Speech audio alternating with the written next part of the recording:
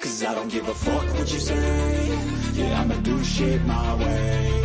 So you can go kick rocks, I'ma stack bricks up, build what I want to make. Yo, I got a lot of shit to say, so I'ma do this every day. I'll be writing things until I'm fucking buried in my grave. 6 feet deep under, but my body won't decay. Cause my messages are timeless, so they'll put them on display. Oh yeah, I rap with a certainty, I have a sense of urgency. A message for eternity, for everyone internally. I had some people burning me, but now they fucking learn to see I ain't the one to fuck with. Now they looking nervously, and I don't really care what you think of me respectfully. You can kick rocks if you think you're fucking better, see. I will outwork you, turn you to an enemy. Hurt you so bad that you're gonna need some therapy. I got the motherfucking recipe. I've been cooking up hits, I'ma leave a legacy. You'll be looking small when you're standing right next to me. I'm 5'10", bitch, but I'm 10 feet next to me. I don't give a fuck what you say. Yeah, I'ma do shit my way. So you can go kick rocks, I'ma stack bricks up, build what I want to make. Cause I don't give a fuck what you say. Yeah, I'ma do shit my way. So you can go kick rocks, I'ma stack bricks up, build what I want to make. Yeah, I'ma do it my way.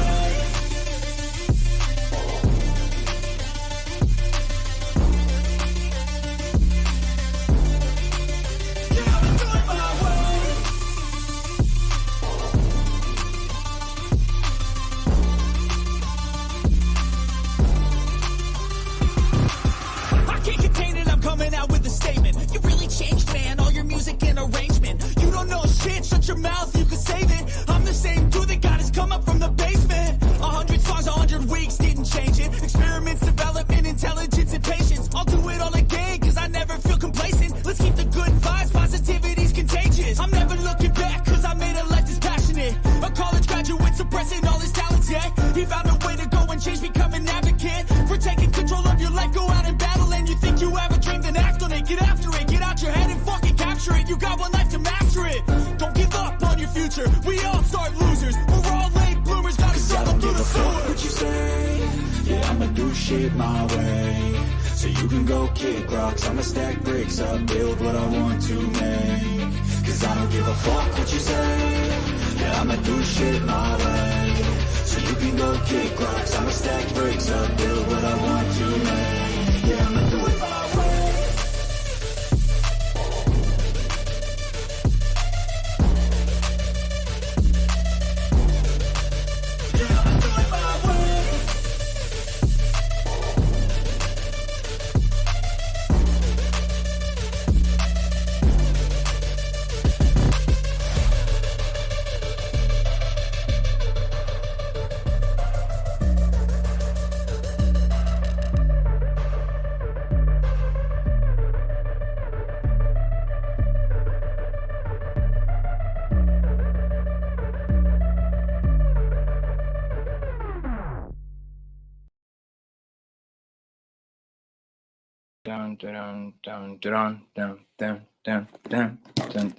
Yo, how's everybody doing today, man?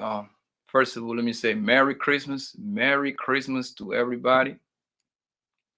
I hope you had a wonderful Christmas with your family, especially with your little ones, because Christmas is about the little ones anyway. Let me acknowledge everybody in the chat, man. Let me see right here, my man Marcus, man. Feliz Navidad, man. My girl, Miss Lita Gore, man. Merry Christmas, my dear. Mandrell, man. What's good, family? Merry Christmas, family. And I just decided to do this live stream last minute, so it's an open panel. There is no you more than welcome to come to the panel right now if you want to. Let me go ahead and drop the link. So I'm more than welcome to come, say a few words, whatever is in your mind. Come true, rock with your boy. And once again, Merry Christmas, everybody. Let me see who else is in here, man. Mandrell, man, how you doing, boss? Beggar, thank you, my dear. Merry Christmas. My girl Mo Love, how you doing? Merry Christmas, baby. Before the billions, man. Merry Christmas, man. What you doing before the billions? I need you to pull up real quick. Let me see. Sound like a 12-year-old Christian rapper. Merry Christmas, Mr. Lamar Love, man. How you doing, baby? God, no, man. Merry Christmas, family. You say I'm coming from HTTH on Discord server. From where? What Discord server is that? I don't recognize the initials. Primal Stories. Merry Christmas, man. To you and your little girls and your whole entire family, man. I hope you're having a great day. Christmas, man. Hold it. Oh, okay. Yeah, America. Shout out to my man. Hold the truth hostage, man. Shout out to him, man. Yeah, like I said, man, I did this live stream just last minute. You know, nothing special. I was just like, I guess I was feeling the spirit, I guess. Yeah, man. Christmas is a very, very I think it's more like a Christmas for me is always has been about the kids, you know. It's a time that you get to reflect something.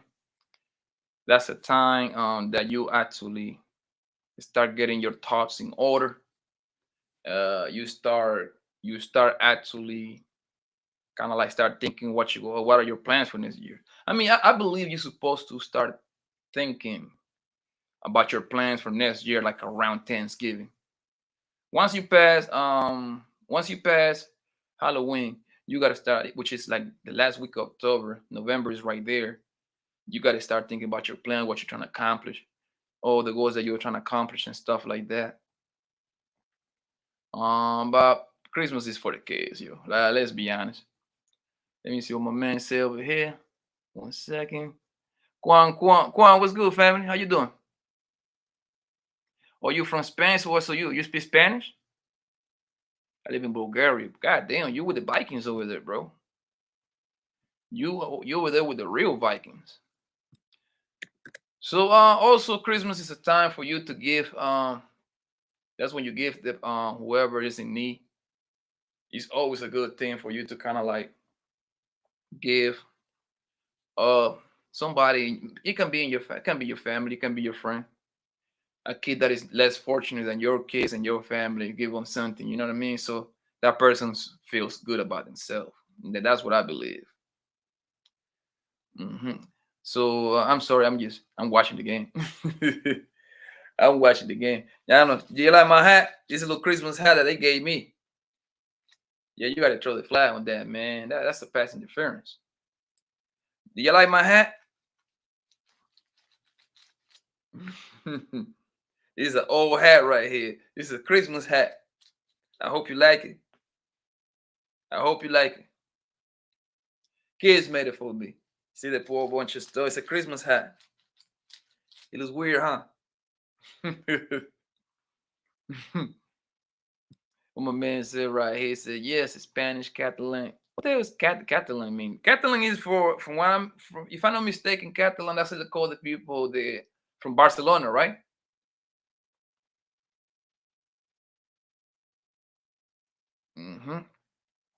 Yeah, so I wonder what are your plans? What are your plans for what do you give your kids for this Christmas?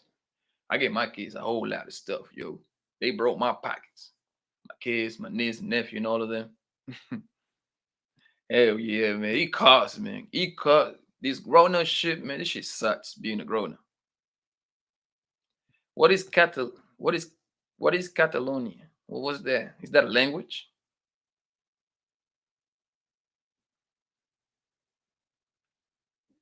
Mm-hmm. Oh, you gotta throw the flag, bro. Wow.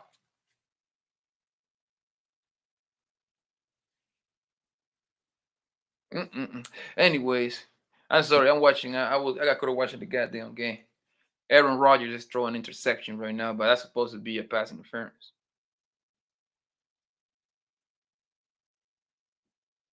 Yeah, that's a pass interference, man. Yes, yes, do something nice for somebody that is in need. You know, do, give something to somebody that need it. Make sure that you share. Make sure you teach your kids some value. You know what I mean?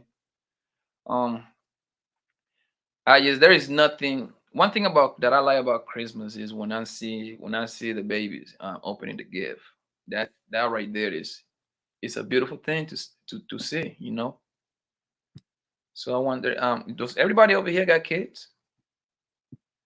Mo, do you got kids?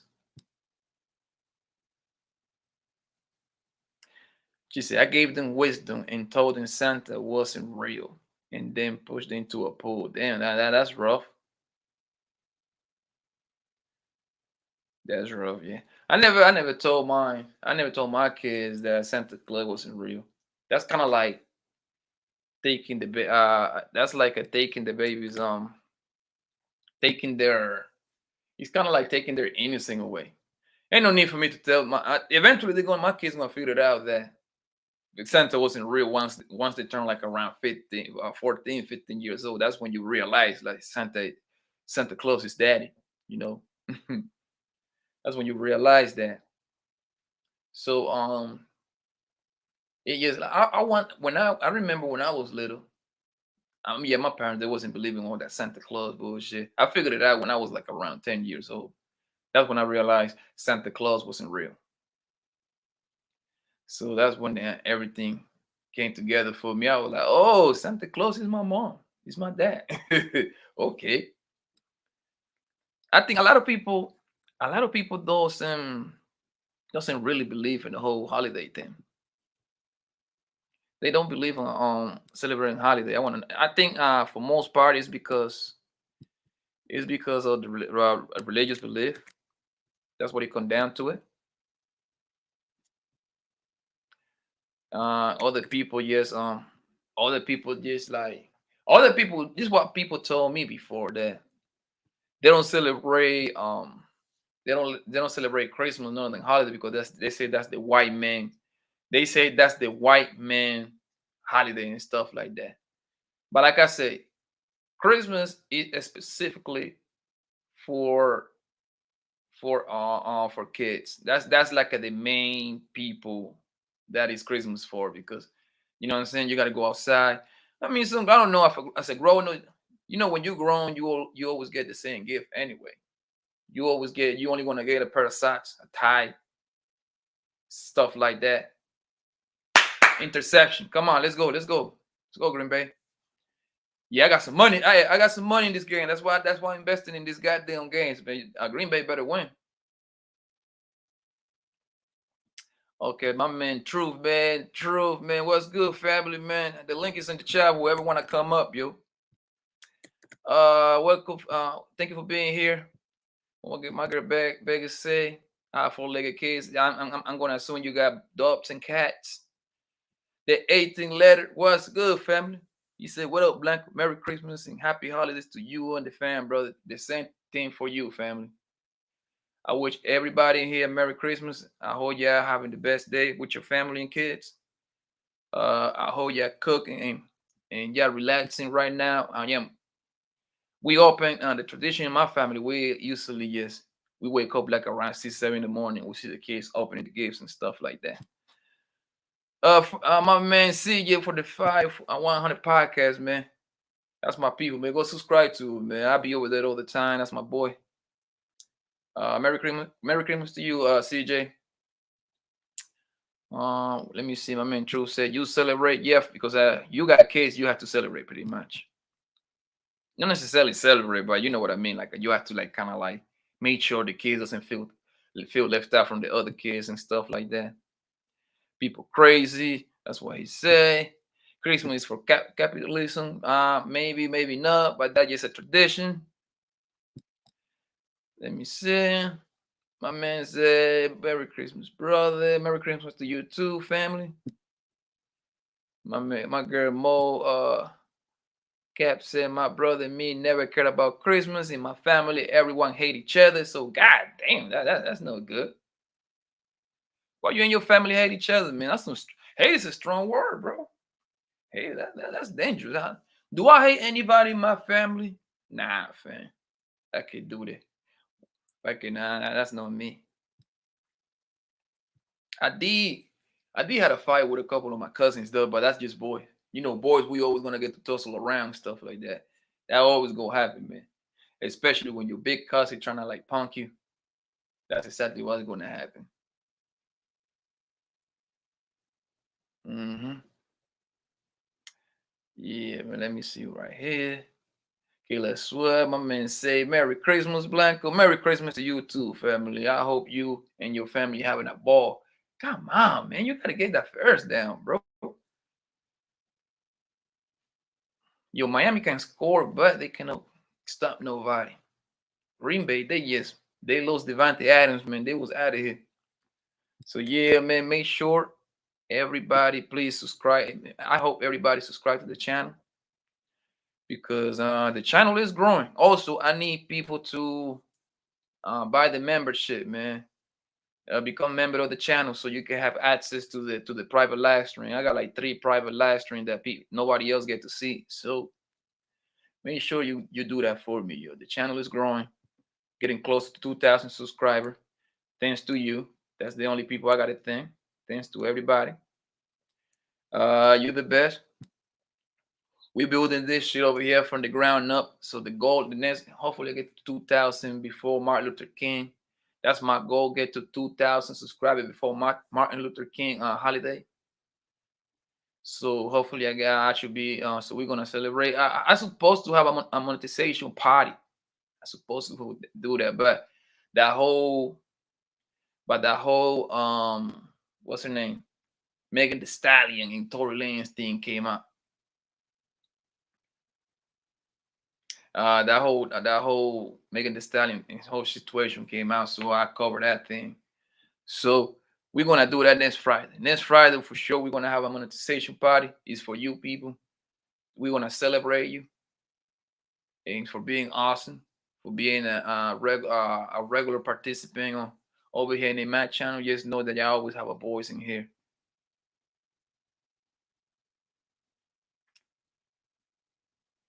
God damn, man, man, I don't know what's going on, yo.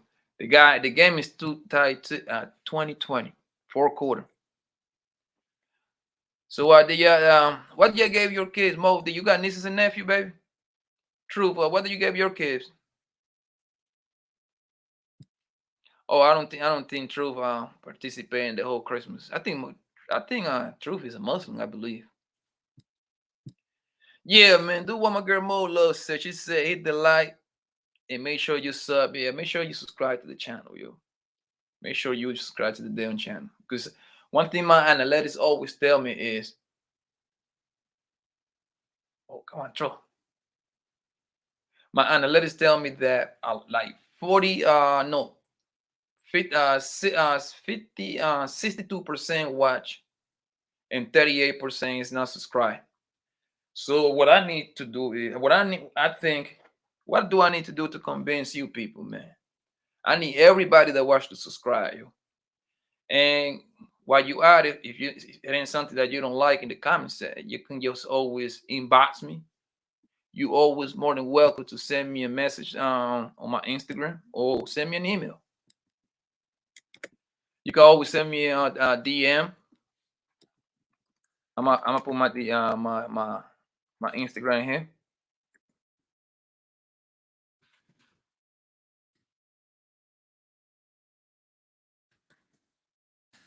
So if you got any questions, anything that I should be able to talking about, everything that I'm doing wrong or right, you're always more than welcome to inbox me and telling me know what is in your mind. My girl Sherelle is here now. What's up, baby? How you doing? Merry Christmas, Sherelle, man. I hope you're having a great Christmas, you and your family, all right? She probably back home. Where you at? Yeah, she's at home. She said she haven't worked in a minute. Oh, Truth is a Christian. Okay. Merry Christmas, Sherelle. Alicia, what you doing, bro? How you doing, boo? Merry Christmas to you and your family. Are you in the city right now?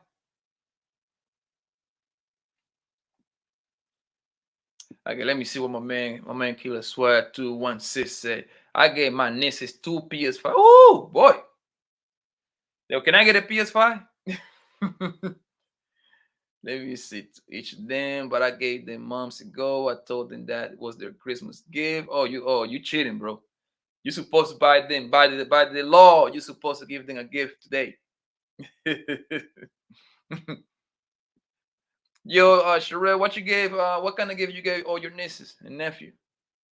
Sherelle, she be spoiled. She be spoiling her goddamn niece and nephew all the time. Alicia, she got 2 kids. What did you give? What did you give your 2 kids, Alicia?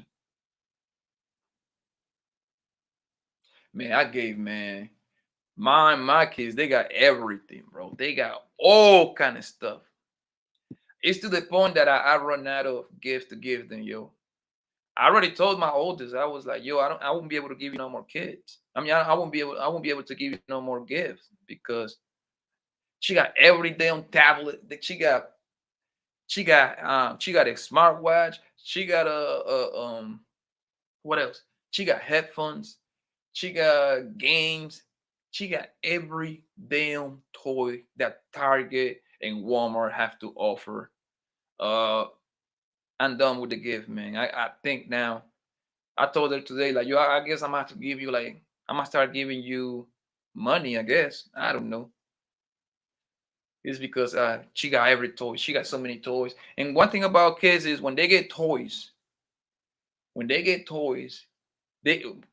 only play with their toys the first 2 3 weeks. After that, they throw that toy back into the closet. That's the sad part about it. So that is come on, man. Damn it, almost found the ball. Let me see what you're saying over here, but man, Killer swear say nope, he ain't giving his kid, his niece and nephew. No, you ain't got no kids, Killer. My niece is grown, so no that. How old they are? I mean, to get a PS5, you have to be at least 12, 14 years old. True say iPhone, PS5, earbuds, Pandora bracelet, earring, PC, PS4. God damn. Yeah, that's a lot of gift, man. That's a lot of gift, man. And them kids, spoil them kids, yo, spoil them. One sec. What else? Let me see what Alicia's saying. Literally everything they asked for this year, they earn it. Uh-huh. Now I gotta make my money back. Well, you're gonna get all your money back. As long as they happy, man. As long as they happy. Where are you from? I was born in Colombia. I was raised in Brooklyn, New York. Also live in Miami too. Anyone else got sibling? Yeah. My man True say he broke. They said Liz wasn't that expensive. They are in their 20 now, but they were 19 at the time. So you gave them that. You gave them the PS5 in 2021, bro. You cheating. You are cheating. You gotta get it. You gotta get thing a PS6 now. I know there is no such a thing as a PS6 right now, but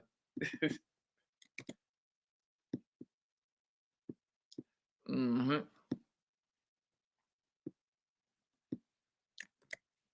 Yeah, PS5. That's all you did. Like, yo, if you can give up, even grown-ups got PS5. I got a PS4 and PS. I don't play with none of that shit, yo. I use that for like the apps. I use the PlayStation 3, 4, and 5 because you got Netflix, Amazon Prime, Hulu. I use my apps through there. It looks better. It looks better.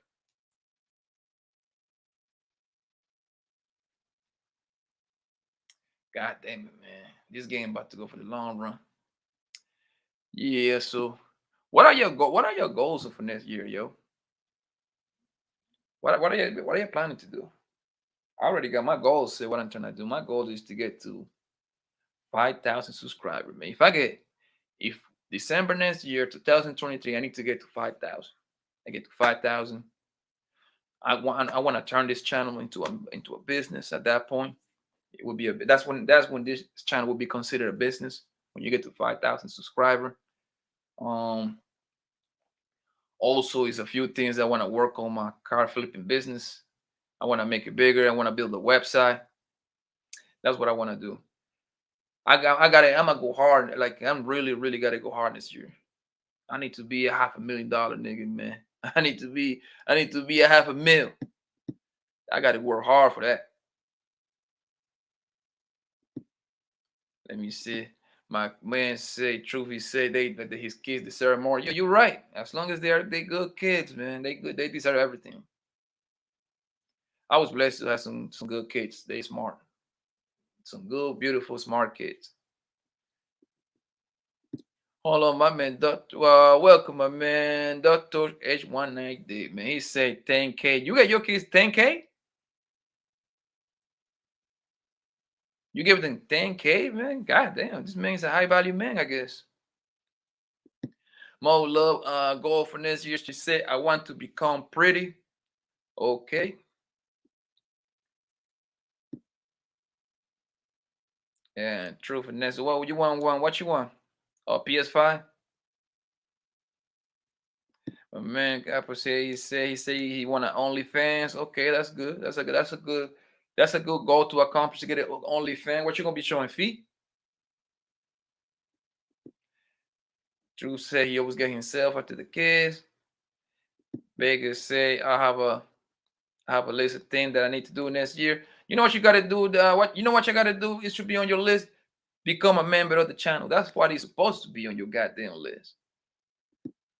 My man, Dr. H19D, he say, you need 10K subs, but my love is worth more than 10K. Yeah, man. No, you're right. You're right. 10K is the goal. Once you get to 10K, I think like you in.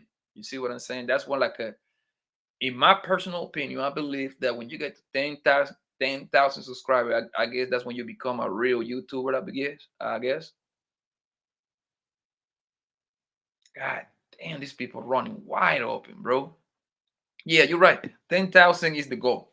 But obviously, in order for me to reach the 10,000 goal, you have to approach first 2,000, then 5,000, then 10,000. That's how it is. She said, I put on it on the list. What you gonna put on your list, Becky?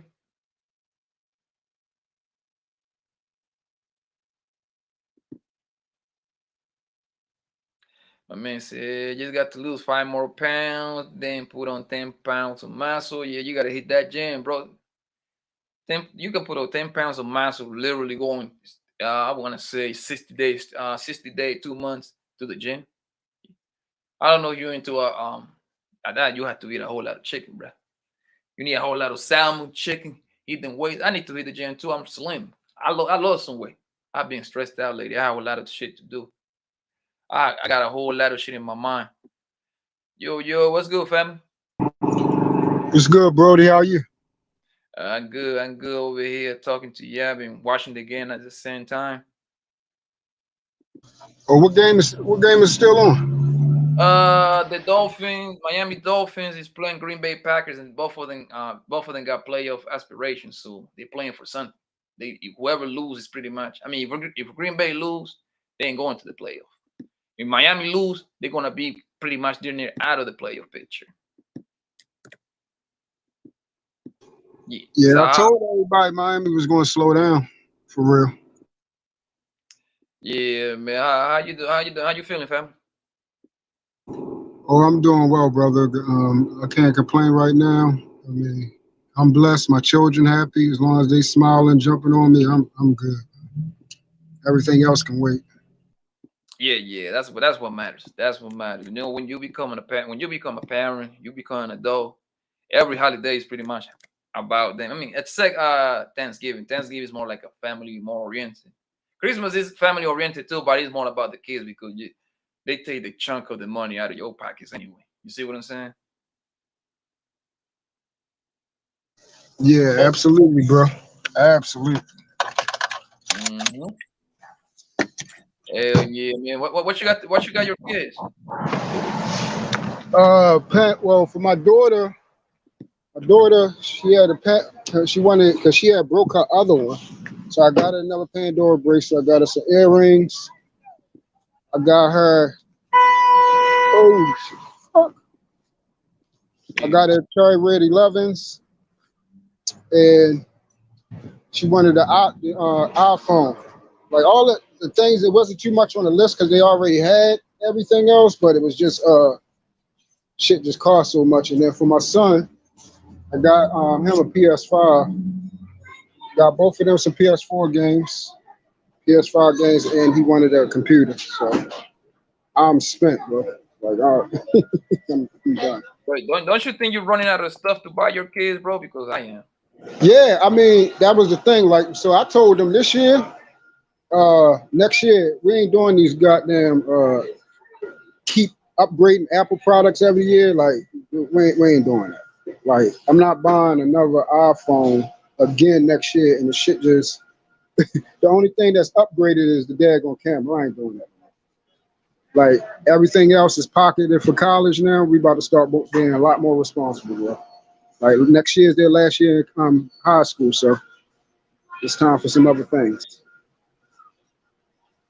Hell yeah, because I mean, you said college. So you got one of those 529.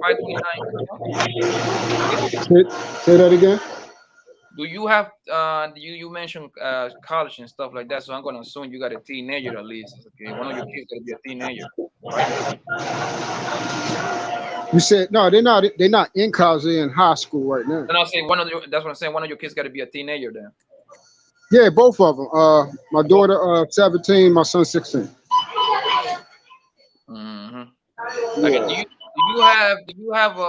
you have what, like one of those scholarships for your kids? You said, did I do what again? Say that again. Okay, you know, like I started early with my oldest. Like we got, I got her like I mean, both of them got an account now. For college, it's called 529 account, college savings account. Like you can pretty much put as much money as you want there, and that account supposed to be growing at 5 or 6% rate per year. Oh no, I ain't gonna hold you, shorty. I ain't know nothing about that. That's probably something I'm gonna have to holler at you right now. Try to jump on it, but you know, just a regular savings account, man. Her mother and his mother put money in there. Yeah, that's about how we're doing it. Just keep saving up money. As far as right now, my daughter on course because she plays soccer as well. You know. Oh yeah. So right now she on course for you know, a scholarship and everything, and then her grades is just her grades immaculate. You know, got all GT honor classes and have never not been on honor roll. So she college bound regardless. We working on getting for a ride right now. So. Why? So you say he's 16, right? Yeah. So that means he's a sophomore then.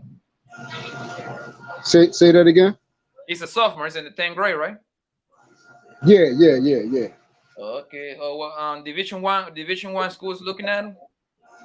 No, see, my son, he didn't want to play sports, bro. He ain't like, and I'm hurt. I'm hurt because right now he on pace to be like 6'3" for real. So, but he ain't in sport. Yeah.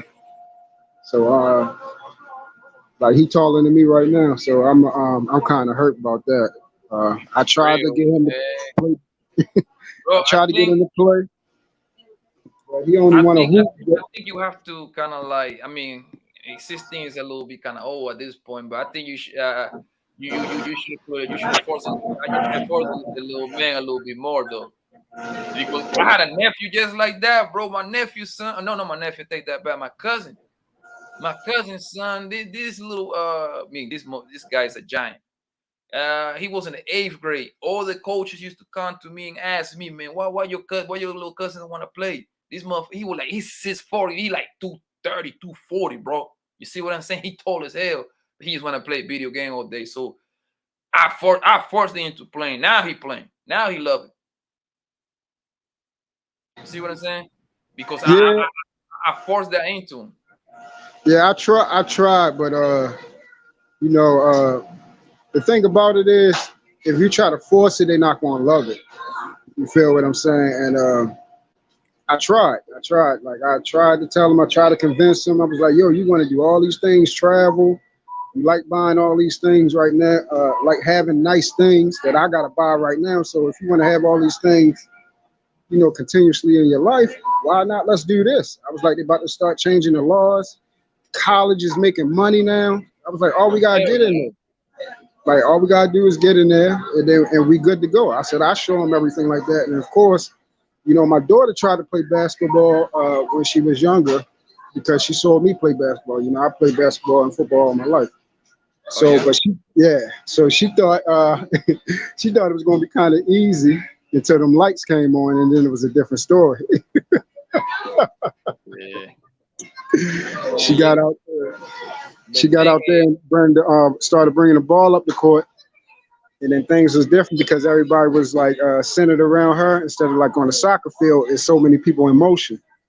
yeah. So she came over. They called the timeout. She came over. She said, "Daddy, I don't like this," and I just bust out laughing. I said, "All right, we'll stick to softball and soccer." And, you know, that's her thing right Soccer, there. I think soccer is a great route for a girl though, because soccer, the United States soccer team, man, they are the shit out here. They definitely get way more love than the WNBA. I tell you that. They way better than the WNBA, fan. When it comes to like sponsorship, and because let me see. My sister trying to play soccer, but she didn't like it. She's one of those girly girls. She didn't want to get dirty, so she tried like 2 times and call it a day. Yo, but the son, man, god damn, 6'3", he don't want to play. That's not cool, man. Shorty, I'm hurt. I'm hurt, That's man. not cool, Shorty man. I'm a stocky sport, and bro. everything. Like Like stocky and everything. Yeah. It's crazy. yo, like when I was coming up, man, I did boxing. Boxing is my first love. You see what I'm saying? Boxing is my first love. Then I did, and then I was doing good until this little Puerto Rican kid whipped me out, boy. He beat me up bad after like 22 and 24 fights. Yeah. Then I was basketball and football all day long, bro. All day long, man. You see what I'm saying? And I love it, man. I just love the whole competition thing, man. I love that shit. I miss that shit actually. That's what, like, right now I just go to the gym and shit like that. I go to LA Fitness and what's the other place that I go play? Lifetime Fitness too. We go and then we go play for like Saturdays in the morning, shit like that. Go play basketball for 3-4 hours straight in the morning. Shit, I gotta get back into rhythm, man, because now, man, you know, when you stop playing for months, man, you get back in that court, man. You go 3 times up and down that court, you done. You gone, bro. You gone. Like, I need to get my legs under me, yo. Yo, Drew, you still be playing? Yeah, I still be hooping. Actually, I'm about to right now in January. It's this Volo League coming up that I'm about to jump in. I haven't played organized basketball in a while, so I'm gonna jump in the Volo League and I'm play flag football. Yeah, I'm trying to get my bearings back and everything like that. Last year when we was out on the court, you know, during the summertime and you know, until it got cold, I was a little sluggish. But I'm finally you know, I got this weight off of me and everything. So right now I'm trying to lose like about like 5 more pounds and then put like back on like 10 pounds of muscle. I'm trying to gain like a good 15. I need to get like around 180. I think that's a good way right there. You know, when you told, you don't really see you don't see the way your way and stuff like that. Yeah, I was like 215. I got down to like 185 right now. Yeah, I think that's a healthy way right there too. 185, 190. Yeah. So I'm trying to drop like 5 more and then put on like 10 pounds of muscle and then we good to go, short. Mm-hmm. Hell yeah, man. So you got a plan. What's your workout plan? How you usually gonna accomplish that? Well, I don't know if you know about this thing called P90. I know It's exactly like, about that. you know what I'm talking about? Yeah. Yeah, they got 2 variations. They got P90 and then P90X. So I've been doing the P90, and it's like a 90-day boot camp. So once I finish up with that, then I'm gonna go to like the P90X. But I was talking to somebody else. This girl was doing this thing called 75 hard, and it's like a thing where you read and you work out and you do a couple of other things like for 75 days. And I guess it's supposed to be like, you know, total body, mind, body, and, you know, spirit and everything like that. So I'm about to incorporate that first of the year. How about do you try I mean, you said you're trying to get your legs on the under you, so the easiest way to get your legs under you is running around. Do you be hitting the treadmill? Oh yeah, I be doing the elliptical. I do the treadmill, but I really be messing with that elliptical. That thing get your your thighs and your bottom area, like they get your stuff tight, man. It's getting it, like it's helping it working out fast, and that thing help you burn off heck of fat, man. Like I be sweating like crazy. Mm-hmm. Miss Coleman, man, thank you for being here. Merry Christmas to you, my lady. Miss Mickey Red, thank you for being here. Merry Christmas to you. Well, what happy Merry Christmas story you got, Truth? Truth, you there? Yeah, I'm still here. What you was saying? I said, tell me one of your happy Christmas stories that you got.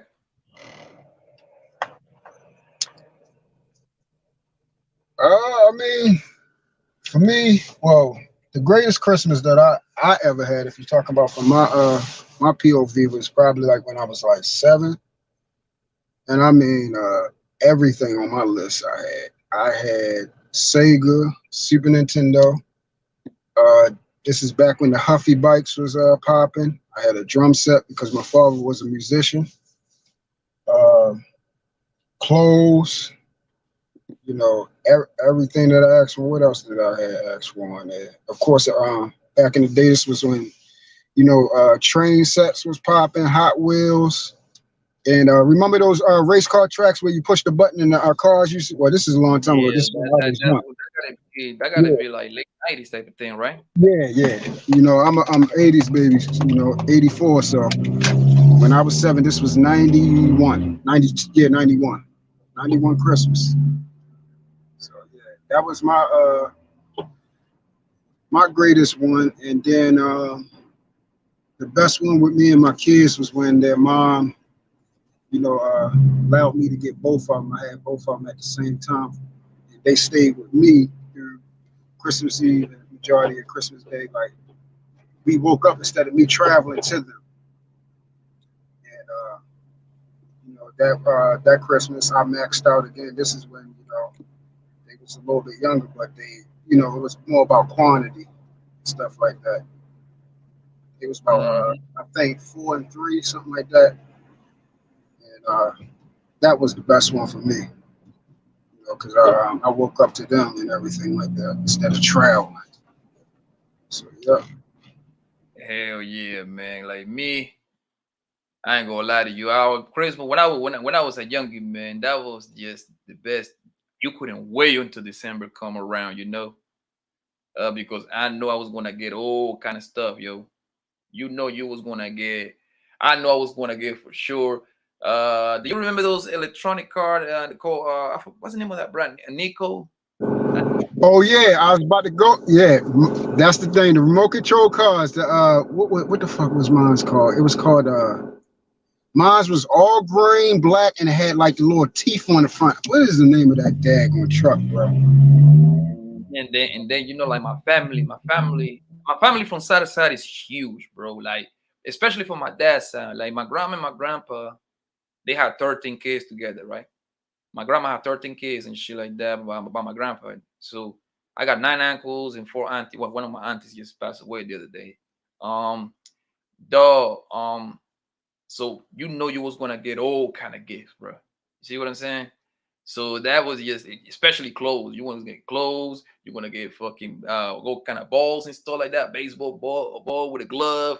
You want to get the bat. You was gonna get a basketball. You want to get a soccer ball. You was gonna get all kind of shit, yo. That's the thing. And then once you turn about 15, I believe, that shit is over, man. No more gifts for you. It's over for you once you get to 15 in my family, bro. Yeah, for me, and that's what I was telling my kids. I was like, man, y'all lucky, because I wasn't getting nothing from mine. Stopped at what, 13? No lie, short. It was done. Probably a couple items. Well, what professional goals you got for next year, bro? Like, if you don't mind to share, like, what do you got? Because I already got like I don't know if you catch what I was saying earlier. When I started the live stream, I was like, usually people start making their plans for next year like around once Halloween pass. As soon as Halloween passes, that's when you start kind of like writing down what you're trying to accomplish the very next year. Because once once Halloween pass, the year is pretty much over. You see what I'm saying? So that's when you start sit down, wrote down what you want to accomplish. Me personally, man, I'm trying to touch more money. You see what I'm saying? I'm trying to touch more money. I'm trying to take this YouTube channel to become an actual business and shit like that. And I believe once I get to like 5,000 subscribers, that's when this start becoming a business. Also, I got to build a website for my goddamn my little car flipping business that I got going on. I'll be flipping cars and shit. That's what I got. I'm gonna become a better stock trader. That's my number one. That's the first three priority that I got: the stock, the car business, and this little YouTube channel, because I'm trying to turn that into a whole money machine making place. All three of them. Well, what do you got? What do you got in mind? Yeah, Pop, can you hear me? Yeah, I can hear you. Yeah, as far as for me, I mean, I'm trying to transition to this, this new age computer stuff where people are doing a lot of remote jobs and everything like that. Where I did, do shipping and packaging and delivery, trying to get into that. And also I do like on the little side is like, say like somebody break down on the road. A lot of Yeah. people don't, believe it or not, a lot of people don't even know how to change a tire, bro. And so, For real? yeah, you'll be surprised how many people do not know how to change a tire. People be running out of I mean, gas. I would expect a girl, a woman, to say that they don't know how to share a tire, even though that I done seen a few girls Jordan, that it's can turn dudes around out with their own tire. But here. I It's would dudes out assume here. that most men. But you know what it is too? I think it's because of the times. I mean, that is still no excuse, but I believe it's because, bro, most people got AAA. Most people, like, if you really think about it, like even on your insurance, on your car insurance, is your tire go wrong or anything, or you lock your kids inside the car, son. Usually people all people have to do is call those people. Just they want to make their money worth, pretty much. That's the way I see it. But man, you're supposed to. I ain't gonna sit over there and wait for people to come change my tire, man. I change your tire really literally in like 10 minutes. Yeah, yeah. But it's not just females, bro. A lot of these dudes don't even know how to change a tire. You know, but like I do, like people don't like to change their light bulbs in their car, and that shit be going dead in like the winter time. So I change light bulbs, brakes. People need an oil change. Mm. Tire change. Some people be running out of gas. If people be needing like to be picked up from being stranded or be needing to get to work, I do a little bit of everything. So basically like a multi-purpose business. That's what I'm running now. And once I get this truck, I'm gonna start doing like hauling. Like if you go to like different jobs to do like construction, and they be Yeah. needing people to move debris and stuff. Sometimes I go out with a couple of my mans. I haven't went out with a couple of my mans in a couple of months. Do it, but once I get my truck, I'll be doing, because all he do is just go to like construction sites and they just give him like a set fee to take debris to the dump. Mm-hmm. And certain people, they be getting evicted, and or they have to some of these abandoned houses need to be cleaned up. Same thing. If it's debris in the back, you clean that up. I guess you would call it Baltimore City. That's where I'm at. So they call it the city. Let them know what area you in, and the part that you had cleaned up and stuff.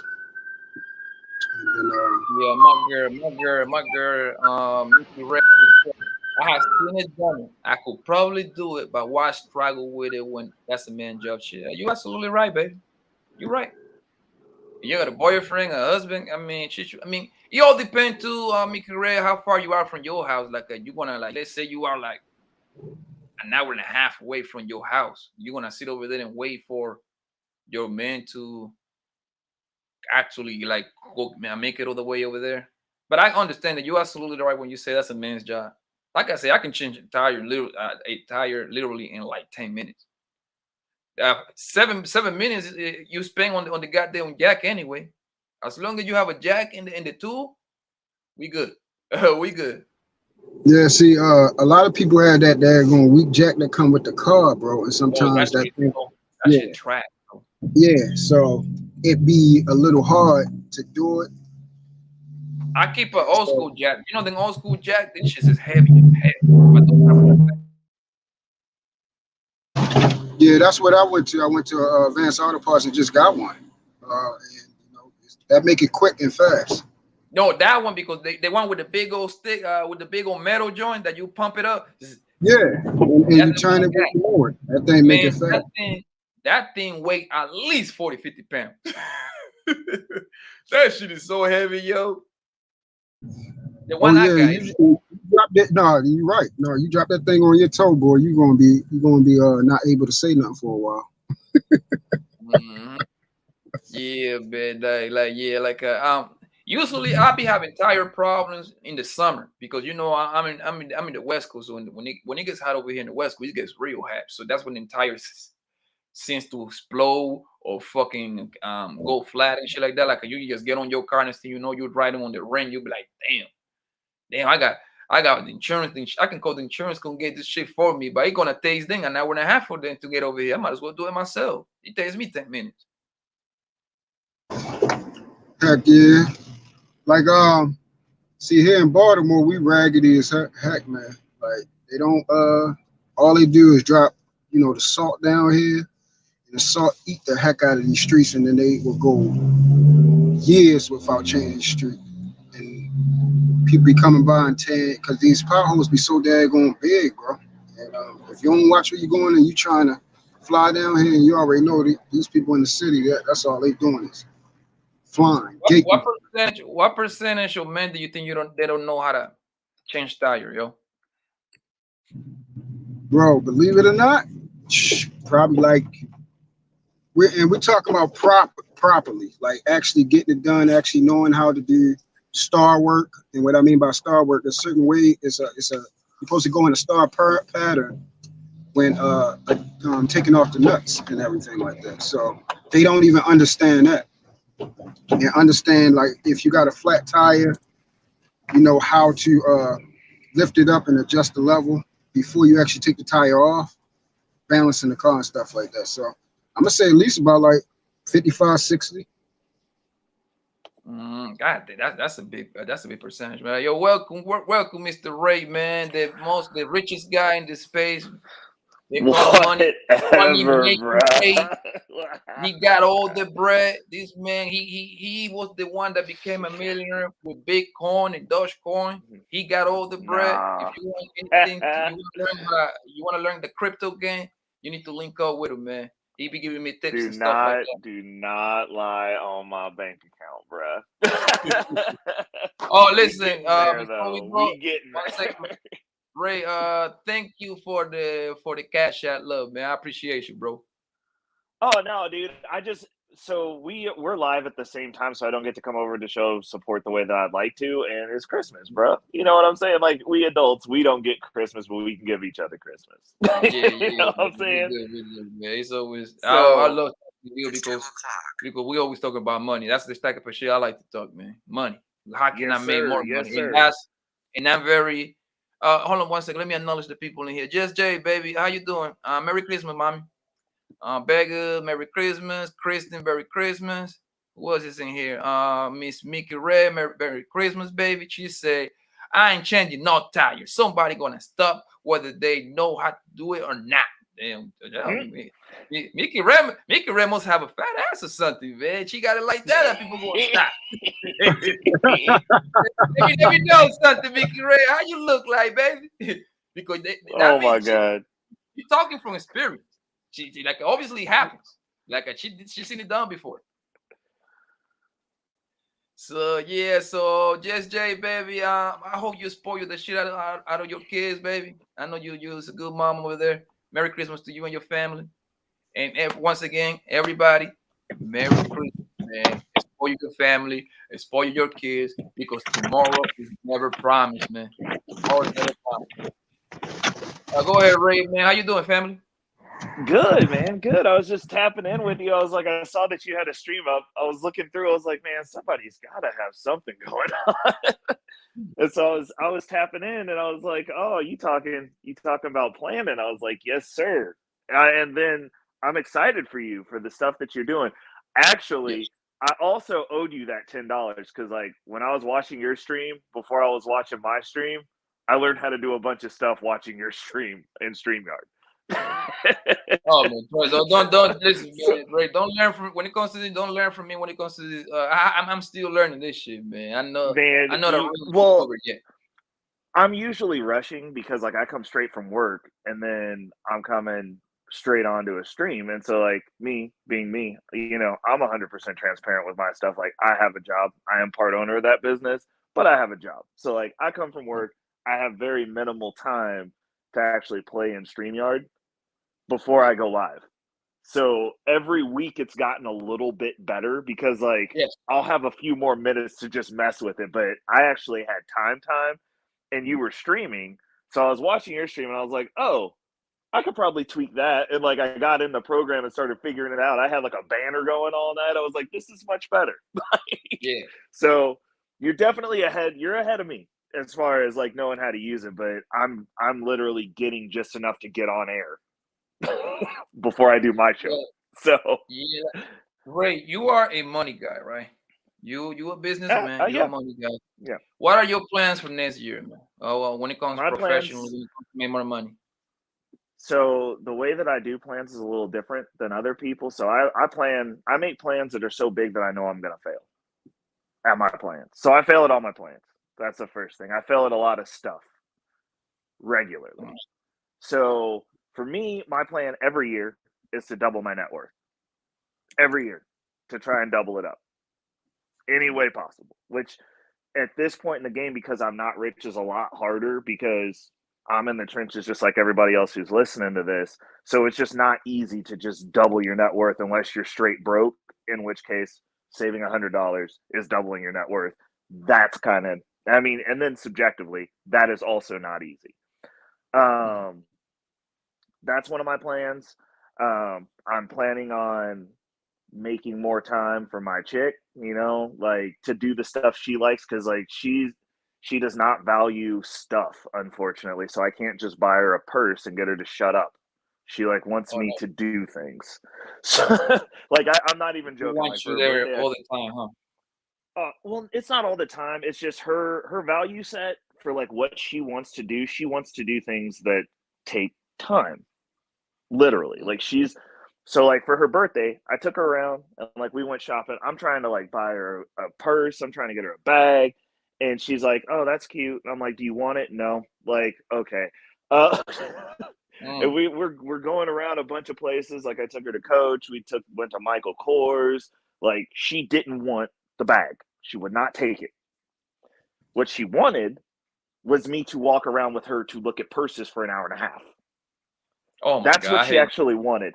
And, like, literally everywhere we went, I was like, do you want that? No, I'm good. Like, oh, well, maybe next time, whatever. She just wanted the experience of me walking around with her to look at purses. She didn't want me to buy anything. She wouldn't let me buy anything. Bro, So, you are a better man than I am.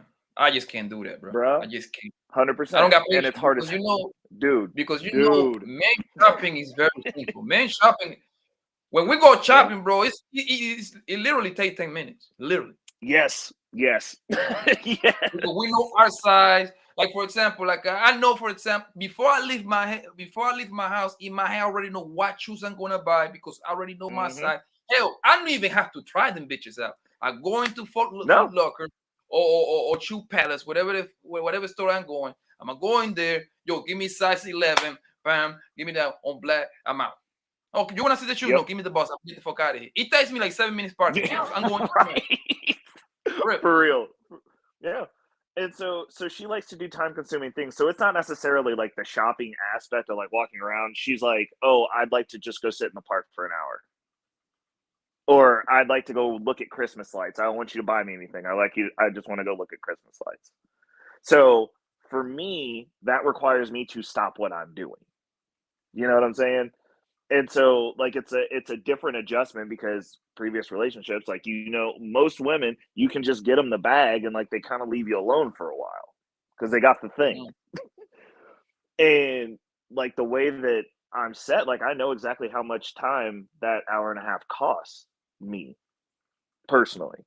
And I'm like, there's a price tag ascribed to that time that I'm not doing.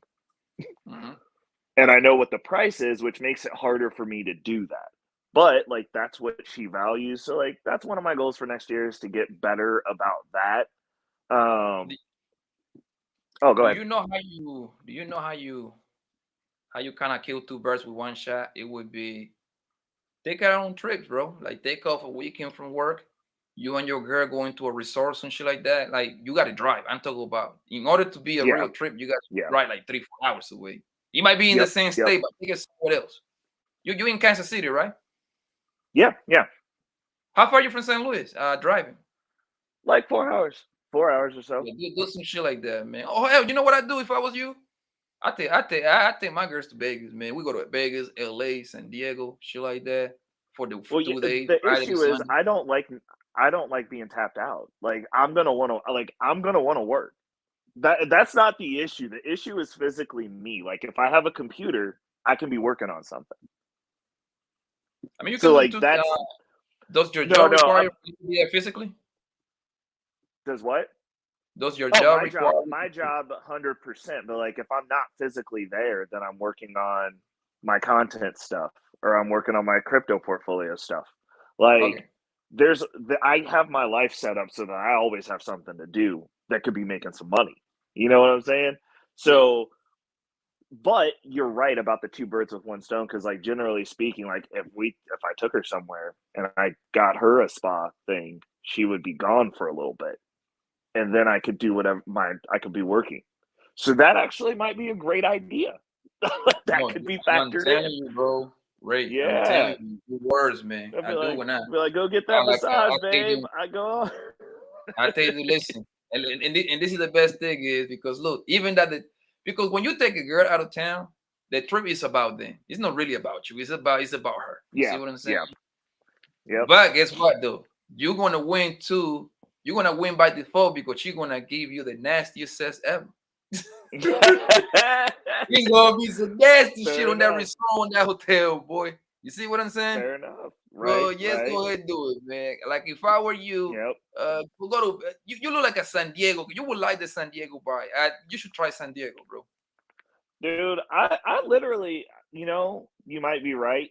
You might be right. We were trying to go down, Florida's going to be another one that I want to go back to because like I've been down there a couple of times for business trips and I've loved it every time I've been down there what too. Part?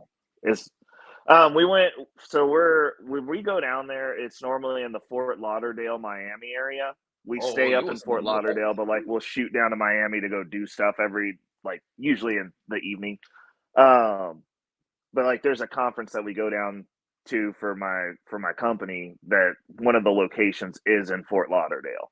So we get to go down there. That was a good trip. And like I'm planning on doing that. That's also on my list for goals next year is to do at least one conference that's a industry related conference that's not my current business. Like it's going to be either something crypto or something content creation related to kind of expound on that and do some networking. Talking about crypto, man, my crypto portfolio is on the toilet, but like I'm holding for the long run anyway. So I look at that thing like once every 2 months, maybe. Are you still dollar cost averaging in? Are you still buying? I bought more ADA. My whole goal, I want to get 1,000 ADA. I'm like almost halfway there. Bet see, you're doing it smart though, because like every time you buy, because like the price is going to be a little bit different if you're buying regularly. So your dollar cost averaging in, and in all honesty, this year specifically, like if you look at the way this is lining up, so the year before the Bitcoin halving, things start getting crazy, like right up until the halving, and then the halving is kind of like a blow off top scenario where everybody makes their money, and then it goes back down again. Well, if you look economically at what they're saying about 2023, like this next year is supposed to be bad, like for a lot of people, namely the poorer You you say are, the worse it's going to be 2023? for you. Huh? You say crypto coming back in 2023 is gonna coming back up. That's your assumption. 2024 is the Bitcoin halving, and if you look at it cyclically, that's the cycle. When Bitcoin does its halving, that's when everything goes crazy. So most people come into the market during the Bitcoin halving bull run, because when Bitcoin goes up, everything else goes up. Just what happens. So Read that one more time, the, sir. Sorry. so 2024 is the next Bitcoin halving. That's where the amount of Bitcoin produced gets cut in half. So the value spikes. When Bitcoin goes up, it pulls the entire cryptocurrency market up Yes. with it. The next one's coming in 2024. So the year before that, I always refer to it as place your bet season, because that's when you get positioned in all your stuff. And, you know, you ride it out for that year. And then once we roll into that halving, once you start seeing, you're going to see a whole heavy news cycle on, nope, Bitcoin halving's about to happen. And then stuff at random is going to start popping off as we get close to that. And the price for everything's going to go up. And then everybody looks like they're really smart. And, you know, hopefully some people get some life-changing money out of the deal. But it goes up, and then you have like probably the year before rolling up into the halving year, and then about a year and a half or so, depending on how crazy it gets, post halving of activity where you're going to make money. And it's going to be real easy to make money. The issue is everybody gets used to that easy money. So then when the dip happens, everybody gets caught with their pants down because like they got super greedy. And then when it goes back down, they're all feeling some type of way because their rent money or their mortgage or their life savings was tied up in it. So, I mean, that's so I'm getting ready, man. Like I've definitely got my budget lined out for that. Like I'm planning, but the thing that's going to be interesting is we're supposed to be hitting like a very deep recession in 2023. That's what I'm. And then they're saying, wait right there. And then they're saying we're supposed to be coming out of it. Like it's supposed to be peaking in 2023. And then we're supposed to be coming out of it in 2024. So like if the market's starting to come back in 2024 and you have the Bitcoin halving, there's going to be some ridiculous money to be had during that period of the market coming back and Bitcoin halving. Like it's potentially going to be insane. So I'm gearing up towards that. I'm planning on hopefully catching another house during this peak of the badness of the recession. And that's one of my. I want to. That's one of my goals right there. Not necessarily get a crib and shit like that, but yeah, I want to at least have the bread. Had the bread to the side to get a crib. You see what I'm saying? To get another crib because I want to put that into a money machine. My whole goal is to. One of my friends was telling me that get a crib and turn that into a foster home. It's a lot of money in that. You see what I'm saying? Are you trying to deal with them kids? Not me. I just hire people to do it. I mean, if okay. Once I get the money together, put down the house, you know, like it depends 3, 5, or whatever percentage they require me to do it. I'm gonna get the crib, but I'm not gonna live in it. I'm trying to turn that into a money make. I'm trying to turn that house into an ATM machine. And I already know somebody that actually know how to navigate that business, so it will be easier for me because I don't have to kind of like freestyle. I get somebody that can gonna tell me do this, and that. You see what I'm saying? I just need to get the 30, 40, 50 bands of what I need to do to get in there. Yep. That's what yo, man, I got plans, man. I just need some bread to put these plans to work. I got some big plans.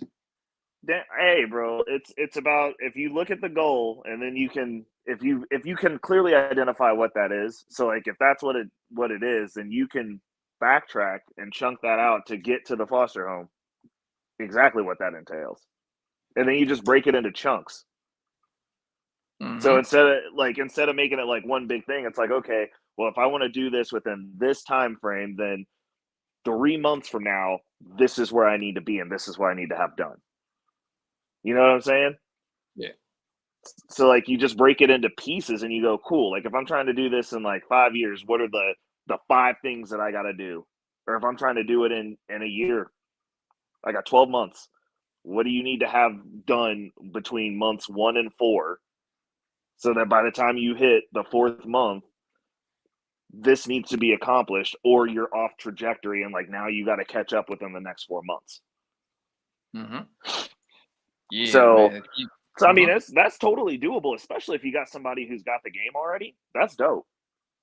Yeah, I was thinking about because I'm always broke. One thing I like to talk about is how can I make more bread? You see what I'm saying? Because I'm responsible for a whole lot of people. You feel me, man? I got to pay my mama rent.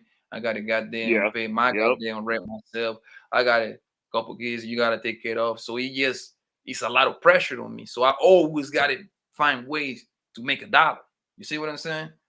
Ever since I was a young guy, I'm always being a go getter. You see what I'm saying? So, but this year, even if I don't get to accomplish every single plan that I get, if I can accomplish 70% of them, well, I'm in great shape, bro. You see what I'm saying? I'm in great shape. Facts. Because I know all the people that is indicating that for the people that talk when it comes to real estate, and now you're telling me about the crypto market. Everybody's saying the same thing. It's gonna be a recession. So getting into a new house, getting into a new car right now is not like a good investment. So you might want to this year, might as well save the money and turn around buy the crib by the beginning of next year. Whenever the good price it comes available too. Now, you can only really just because I've been reading that the prices of the housing is coming down. They came down a lot. Yeah. Yep. See what I'm saying? Yep. Yeah. And I read a crazy article, bro, that nationwide, like, I don't know how true this thing is, but it comes from the New York Post, I believe. That 30% of the goddamn real estate agents are homeless. I'm like, yo, how is that possible? You sell houses. But that tells you like at the indicator, like it's not that many. They ain't selling that much. I mean, right now it's a seller's market right now. Because if you buy a house at this time, you buy a house that is overpriced between 28% and 40%. So, for example, if somebody's trying to sell you a house for $400,000, that in reality that house costs $275,000, $275,000. So everything is overpriced right now. Well, I mean, in regards to the real estate agents being homeless, I mean, if you think about it, I mean, even being on YouTube, apparently everybody's rich. Everybody's rich, but only 1% of people are actually rich. I'm poor. But everybody on YouTube is rich. So we're saying that the 1% of the populace that's getting to the bag, we're all here talking to each other. I know, right? And talking trash to each other. Like it's not possible, which means some of these people are lying. No, I would like to say a lot of them. I'm not gonna say something. I say a lot of them. Right, dude. Like there's so much cap going on, and I've told people this all the time because like some of the people that I talk to offline, like they've hit me up when I've been on jobs, and they were like, "Oh, you got access to this, this, and this," and I'm like, "Yeah." Like if I wanted to sit and lie on my lifestyle, I have the ability to get to the cars that I need to make some people feel bad about themselves. And like, not only that, I've got people who are like, no, like you can use this car. And I'm like, it's not mine. like I'll wait till I got my own. Like I ain't about to lie on myself online because like the reality of it is like when you're using somebody else's car, now they got something on you. You know what I'm saying? Like you're just opening yourself up to like if you and this person have an issue, they can be like, that was my car. He doesn't own that car. Yeah, you're absolutely right, bro. Everybody in here is rich. Yeah. I always tell them no. I always tell people I take losses and I'm poor. So yeah. So well, I mean, they don't have no expectations for me. I'm poor. That's just the thing. So like when they talk about the real estate agent, like everybody always wants to post a highlight reel, and it's like you ain't gonna use a real estate agent that's out here looking broke. like that's a field where it's very appearance based. Like part of your brand is you looking like you got it. So that makes sense. Like I see those agents all the time. Like we'll be on projects where we're closing out a house and like the agents roll in and like you got to take them through the system to train them on it. And they're like, oh, you know, they're feeling like they're somebody. And then the owner comes in and they're talking numbers with you and like giving me game. And I'm just like looking over like, man, you got access to this dude apparently. Like, how come he's not telling you this? Like now he's looking stupid. Sometimes what it is too, like sometimes you just like you just don't seem like you just pretty much don't seem like you got so much other thing going on, because that's what happened to me. Like you just got this and that. You got to make sure mom is good. You got to make sure the kids sport activities is correct. You see what I'm saying? Like that's me. Like my time, it be like gone. Even if it doesn't look like, but you be busy behind this shit, bro. I be busy. That's why I be like, yo, I'll be like, yo, how the fuck these niggas is spending 12 hours in this goddamn YouTube shit, yo? Bro, I can't, bro. They not busy. That's why. I mean, don't get me wrong. I wish I had free time myself too, like that, like all day. Like you see me on YouTube maybe past 4 or 5 in the afternoon. That's when my free time becomes. Yeah. But before that, I gotta be moving around. Yeah. I gotta. I mean, it's what it is. I think it's gonna be what I think is great though is like people have like channels like your channel. They got channels like my channel where it's like I'm showing you the process. I'm not talking to people from like I'm here. Like, I mean, we've had this conversation multiple times. I think it's, in all honesty, like a lot of the advice that you're getting from the top of the mountain, they're so far removed from climbing up the mountain that like that advice isn't necessarily as relevant as they portray it to be. Because a lot of stuff scales, but like actually seeing somebody who's roughly in the same position you are actually doing it and getting the results and then documenting that versus somebody going, I'm rich and I'm gonna tell you what you need to do because you broke and you're stupid, so I'm gonna tell you what you need to do, but I'm already rich, so like, you know, it's whatever, like I'm already rich, so you should listen to me. And it's like, well, I mean, I've talked to a bunch of the people that I work with that are legitimately rich and like own stuff, and they're like, well, you're not going to be able to get it like I got it. And that's the first thing they'll tell you is like, it's a different market. It's a different, these things are different. Like these were the things that fell into place for me. You're going to have to go build something, but you're not going to be able to do what I did. Like I can't write you out 5 steps and be like, cool, you can just go do this and you're going to be rich like I am, because it normally doesn't work like that. Like if it did, then literally everybody would be rich. And like we don't live in an economy that's set up for that to work. Man, getting rich, the rich is all about saving money though. That's how they operate. That's how they operate, bro. If it's about owning it. So it depends on what your definition of saving money is. Because like I don't save money in a traditional sense anymore. Like I have no cash. How you do it? I don't keep cash. So what I do is I save everything in the market. So like right now, for instance, I'm saving up for my next property. So I have like an opportunity fund that normally for right now, at least until I find something else to do, is just going to be buying a house every I'd say 3 to 5 years is the way that I'm set up. So what I'm doing is I'll have my money. So like right now, instead of saving money in cash, my money's in the bonds market. So like I'll have like a bond ETF because when interest rates go up, bond dividends go up, and bond prices values go up. It fluctuates, but it's not fluctuating like the stock market. It's very low volatility, and every 3 months I get cut a check that I also can add back into that. So like it's boosting my savings as those bonds go up, the check price comes up for my dividend payout. And all my money that's going into that account that would be cash is that. So it's not getting 2%, because like right now they're raising bank interest rates to 2%. Oh, but like you're not gonna.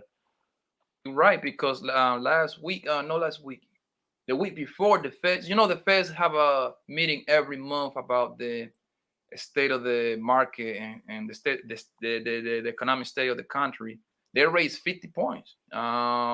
Yeah. And like, yeah, so because I keep up with this because I'm doing the stop shit. So this is the events that I got to keep up with because that's going to determine whether the market going to go all the way red or all the way green. Yeah. Yeah. Yeah. So, I mean, so the way that I'm saving for that, that's one account. And so then I have like an account that I use for like a cash card. And so like me personally, I'm a big advocate of Cash App. Like I love it. I think it's a great platform, especially for hacking the way that you function your money. So for my checking account or my savings, I keep all my cash on that card. If I got to buy something with cash, I have another ETF that I have on there that I keep all my cash in. So like it's not sitting there getting zero interest, and I'll just cash out what I need to spend. So like I try to have as little stagnant money as possible because the reality of the situation is you're never going to be able to save more money than the government can print at any given time. So like inflation will kill you if you're saving money. So the best example of that is everybody who follows the Gordon Ramsay plan of you pay for everything in cash, you pay for everything outright, even though I've never met one rich person that functions like this. But for mathematical sake, let's look at this. Going into the recession and this COVID stuff, if you were saving cash, your cash is now worth 50% less than what it was. So like if you were saving up to buy a house, your savings literally, you watched it get eaten up because you can't buy anything. It's that ideology worked a long time ago for the boomers. For the boomers, yeah, because they weren't fighting rampant inflation. But like right now, for us, doing that is insane. Like it's literally going broke slowly in a very frustrating stance, because could you imagine if saving up $600 or $60,000 and then you were like, oh, I'm saving up to get this house, and then the house doubles in price, and like now that payment means nothing for what you were trying to buy. Mm-hmm. But back then, because the reason that works like for my dad and them, because my uncle, I got an uncle that just retired. He's a union worker for the city of New York, right? He just retired. He's happy. That particular strategy, saving your money, it works for them because at the time they ain't know no better. They ain't had no access to the internet. You see what I'm saying? Right. So the company was matching them like $50 on the dollar, whatever deal was back then. At that time, it was actually a particular good deal because I went to the bank with him because he told me, come on, let's go to the bank because he's gonna get his money. He wanna retire. He already retired, so he already put in 30 years.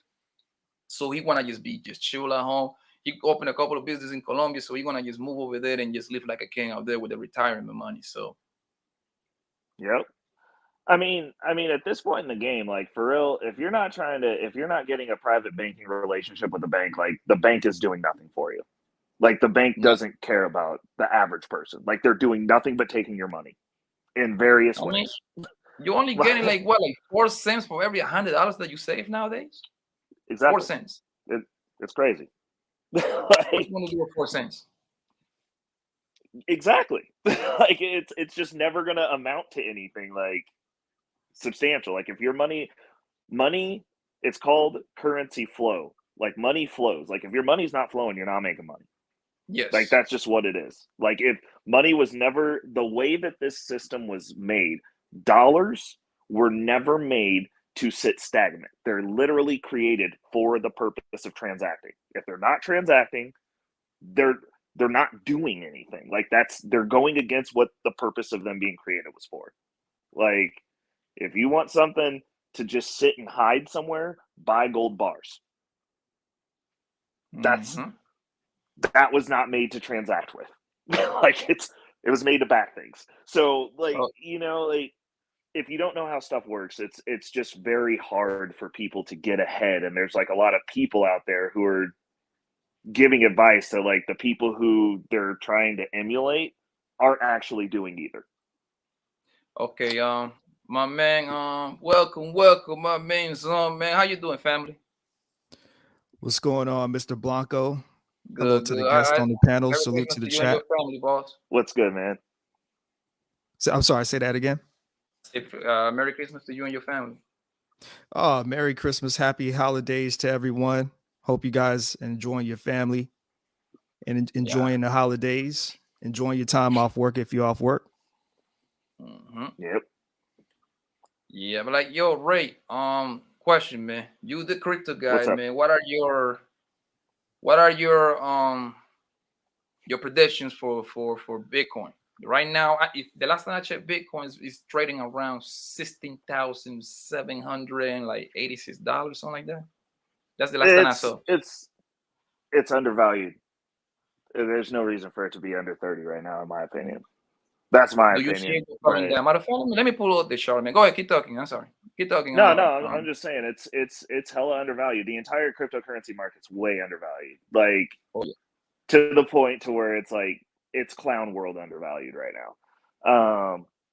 Bitcoin, I don't see how it's below. I don't see how it's below 30,000. No, it should be. I think it should be over 30. It should be around 30 at the low. But it's undervalued. Therefore, the rest of the market, all the numbers are off. But like they're off in an undervalued state. Like Ethereum shouldn't be below $4,000 right now. But it is. By you saying undervalued, but it should be around 30. And this is just only your assumption. So this is no financial advice, people. No, not financial advice. This is my opinion. But it should not be priced where it is right now, just based on the electricity that it takes to make it. It should, I think, on the electricity alone, it should be like at 20,000, something like that. And like those aren't accurate numbers, but it's around something like that because of how much electricity is going into generating a single Bitcoin. So that's like, but since Bitcoin is down, the entire market gets pulled with it. It's the center of gravity for the cryptocurrency space. So everything, in my opinion, is undervalued. I think everybody's going to get these prices weren't right, that stick with it. Going to get these prices weren't right, bump in value. God damn, Ray, like look, it's trading. Let me see, since November 9, which is almost a month and a half at this point. It's been trading in a range. It's been trading between 18,000 and it came down as low as 15,460, which that happened on November the 21st. Yeah. So that's called price manipulation.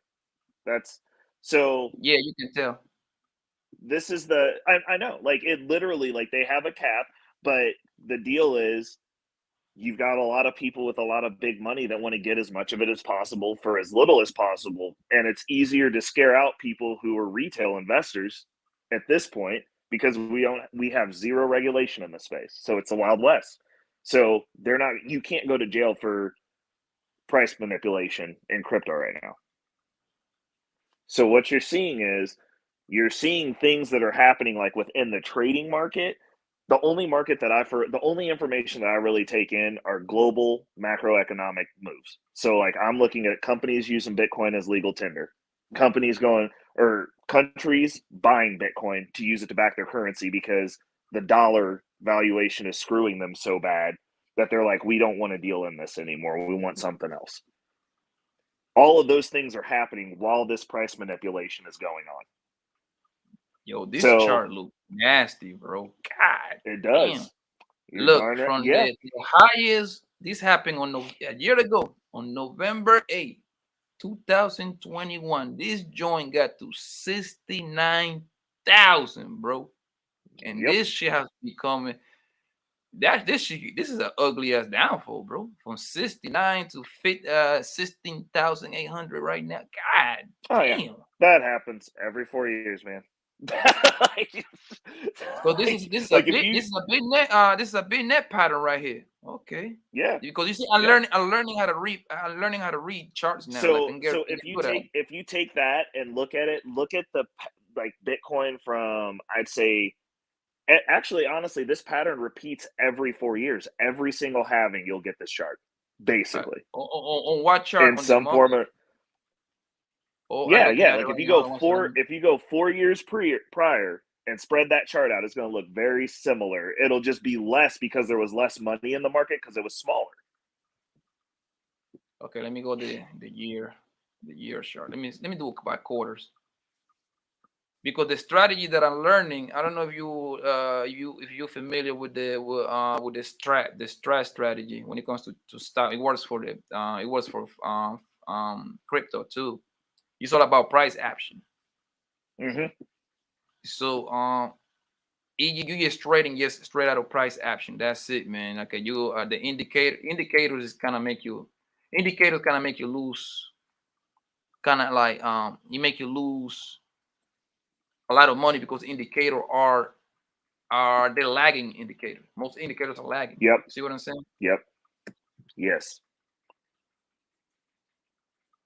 Let's see. Let me go back in here. Monthly. Let me see how long. You say 4 years? Every 4 years. God damn, this thing came all the way down.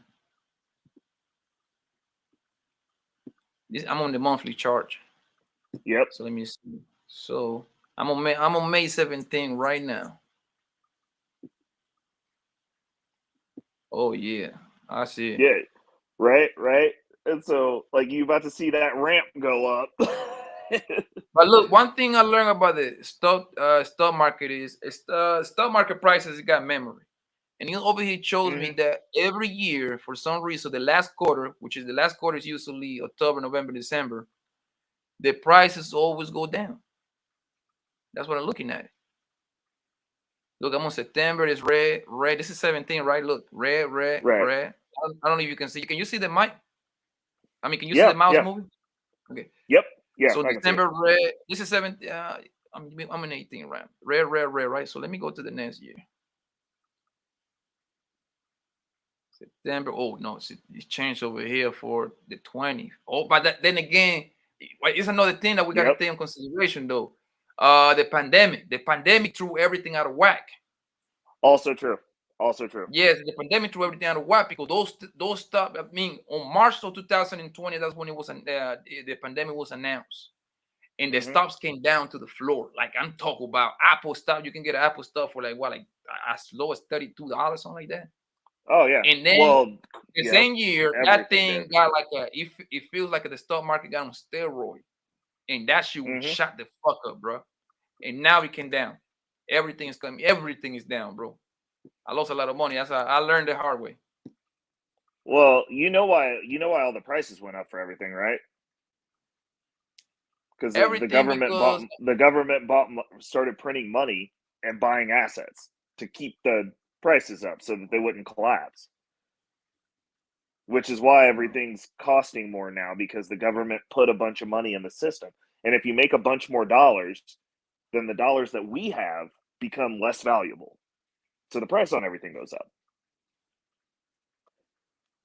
Yeah, so now that the government's going, we can't print money anymore. And now the prices are coming back down. Because they can't the government can't continue, you can't continuously do that indefinitely. Yeah, looking at if you bought Bitcoin on October 2020, which it was in the middle of the pandemic, that thing was 16. Let me see. The highest. I mean, it was 10,000 when it opened the month of October. 10,000. Well, and then you remember when that day? 2, 3, 4, 5, 6 months, it went from 10 bands all the way to 60 bands, bro. So if you bought a thing, you made a kill. Yeah. And I mean, when they first at the very beginning of the pandemic, when they first announced it, where it was like that one day where everything dropped that week, like Bitcoin dropped all the way down to $3,000. Damn. Let me see what it was. 3,000 at one point. Yeah, I see it right here. Oh, March 2020 was 3,800. Actually, was lower on December 2018. This thing was only 3,100. Yeah. And then for let me see, for the same amount of year, it was trading in a range. It was trading between 3,100 and it was going no more than, okay, right there. That's the range right there. I see. Did you make a lot of money with those funny meme stops? I made up $5,000 with Dogecoin. So I do normally what I do is I call it my gambling fund. I'll throw like couple of $100 out into the market for my gambling plays, period. And like I'll just buy like all the dumb stuff, and then whatever happens to it, and like I'll set an indicator for like if it goes up, and I turn the $50 into $1,000, and I just kind of leave it out there. So me personally, no, but there's so many opportunities in crypto to make money that like the very blatantly degenerate gambling stuff isn't interesting to me, because the only thing that could do potentially is get me flagged by the IRS, because I would have to sell it. So most of the stuff that I buy, I don't have to ever sell. I just make income off of it. So yeah, but I don't. You don't really have to do that. Ray, all you have to do is get yourself a traditional rough. Yeah, And yeah. You could could do it that way. You could do it that way.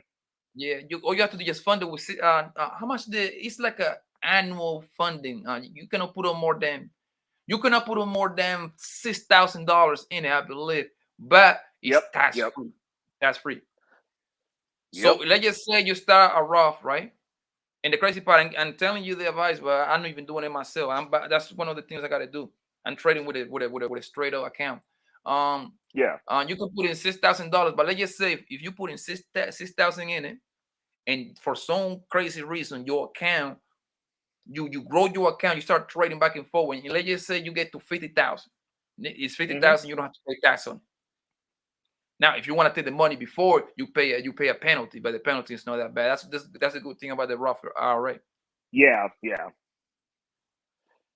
See, that I might have to look into that, because like if I could get an account that was tied to a Roth, then that would be a much better play. Because like right now, I'm just like, I don't like stuff that I have to mess with, because like I don't have the time to be looking at it to trade the way that I would like to if I was going to trade to be good at it. Like you have to have the ability to sit there and look at things and know when they're happening. Yo, Zone, you still here? Zone, I think Zone left. Oh yeah, man. no. Hey, yeah. No, I just got a call. I just got a call from the fam. I think they we're supposed to be having like a little get together, but I think they're trying to start early. Yeah, as soon as I get off the stream, I gotta go hang out with my other family. I got a bunch of family, my friends and stuff like that. So I gotta pull up to the crib. So I just wanted to do this to mingle with the people, with the YouTube family, I guess. And yes, no, before you go, what are your goals for next year, man? Shoot, man. My goals. I would say that just right off the top of the dome is to maybe use my time more effectively, to I guess utilize my work schedule more effectively, maybe not work so consecutively, so I can focus on some individual goals, and try to make those come to fruition, and so that I can stay on top of my daughter and make sure that she gets those straight A's, because she's a freshman in high school now, so she needs more guidance than ever. So she's struggling this first quarter, so I gotta make sure that she stays on top of that. That's like my number one priority. So I mean just off the top of the dome, you know what I'm saying, those are a couple of my goals, for next year. Mm-hmm. That's what's up, That's man. solid. What about professional wise? Say what now? What are your professional wise when it comes to your goals? What are your professional goals? Professionally, outside of the 9 to 5, you know what I'm saying? I'm gonna get back involved, networking in the music business. Just trying to make those connects, try to reestablish my business, and to try to be a better musician, and put out some good product out there, and to try to get, just try to get that brand recognition, because that's, outside of the 9 to 5, that's what I do, or that's what I did, but I've slowed down over the past few years, so I really want to, get back solid on that end, and just I'm not trying to do anything like with major labels and stuff like that. I'm just trying to just kind of rebuild my own brand, network, and just do what I do. Just do what I do. Maybe increase my presence a little bit more on YouTube. Try to get a little bit more consistent with the live streaming and stuff like that. Trending topics, news, politics, that kind of stuff. So, I don't try to get too ahead of myself. I don't try to set goals that I know I can't accomplish. So I every 3 months I assess where I'm at, and I make changes if necessary to try to make whatever I'm trying to do come to fruition. Okay. Yeah, that That sounds good, man. nothing too major. You know what I'm saying? Just trying to live life on my own terms. That's my lifelong goal, is just to try to live life on my own terms. That's it. Sugar Bone, what are your goals next year, girl? Bro, she about to argue with you. She loves me, man. Sugar Bone want to have my baby, bro. Yeah, you just don't know that. She want to have my babies. Bro. She waiting for me to fly her out. Sugar Bone, baby, if you got a big old booty, man, I'm flying you out. If you got a small waist and a big ass, you're good with me, baby. Shout out to Sugar Bun, man. She got me rolling, stays though. consistent, man. Yeah, she she be stays having consistent with the trolling. She was like, so you can really buy a house with crypto. I've got a house right now. Sugar Bum, I have a house. I own a house. I'm getting ready to buy another one, babe. Like, it's cool. Know your place. Sugar Bum, baby. It's cool. I got it first class. Sugar Bum, baby. Like, I got a first class ticket waiting for you, man. A Frontier. What's the other joint? What's the other airline that everybody complain about? Spirit. Frontier Spirit first class, baby. Whenever you want, just inbox me your name and last name, and I'm gonna put you on that plane so you can come see me real quick, baby. She called me a single dad. I'm not a single dad. I'm just a dad. Oh, she listen. Sugar Bun saying, I'm just a dad. I need to know everybody's goals for next year, man. What are your number 1 or 2 bro, goals? That's a solid goal. I respect Look that at goal. Sugar Bun goals right here. Get money, shit on these niggas, and get more money. I can get her saying that. Please do, baby. Get Please money. Did Little King got a song like that, Little King? Oh, that's Junior Mafia. Junior Mafia, yeah. Yeah. Get money. Bro, Sugar Bun, I'm telling you, this week I'm gonna trade. If I make over $300, I'm gonna buy you a new wig. If I make less than $300, you gotta buy me a hat or something. you got he's trying to get a hat, bro. The Sugar Bun, she don't wanna jump on that plane, man. She know, like, listen, baby, inbox me, baby, come talk to me, because as my shit that you talk, you better look good. I know for a fact you have to look good. Facts. I would be mad if you don't look good. You can't be an ugly chick popping that shit. Yeah, man. You can't. I'm 80%. I'm 80% correct though. That I believe that she looks good. She looks good because you cannot be talking that shit. Where's she at? She on the East Coast or the West Coast? She from the DMV area. Oh. Look at Sugar, but fuck these niggas. Get money. Bruh. She sound like Sweetie right there. Fuck these niggas, man. Get all the money. She's probably another Krishan Rock, because Krishan Rock, I think she's from the DMV. Is she? I thought you from I think LA. she, nah, she's from the DMV, I think. Sugar, Krishan yeah, Rock. yeah. I know yeah, Fernandez, man. Sugar got a fatty. I know that. I know Oh, that, bro. Jesus. Sugar got a fatty. Girls that told this Sugar got fat asses. Okay, Sugar Bone. All I know, baby, look, inbox me. There you go. You know my Instagram. She is bro. not gonna Let do me it, know. bro. Let me know when you're ready. Oh, hey, read Trump. Let's see. Trump said, "I hope not."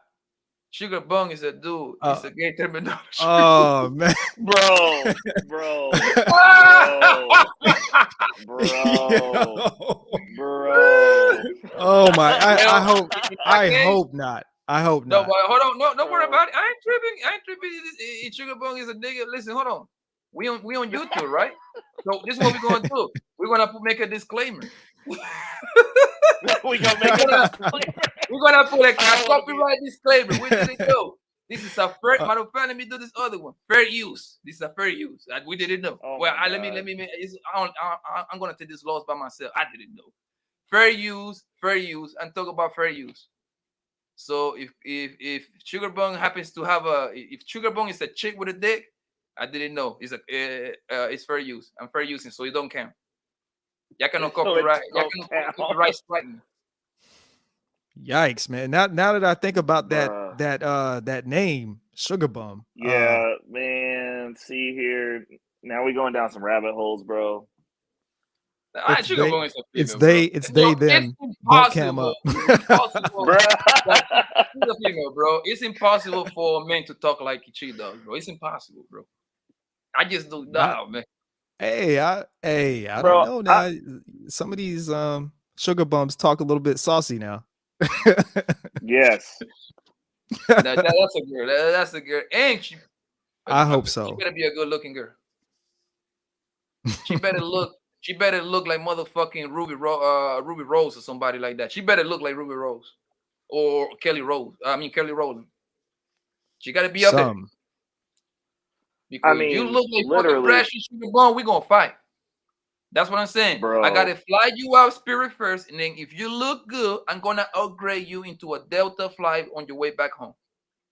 Oh, But I gotta give you the spirit. I gotta give you the spirit or the frontier said fly Delta. first.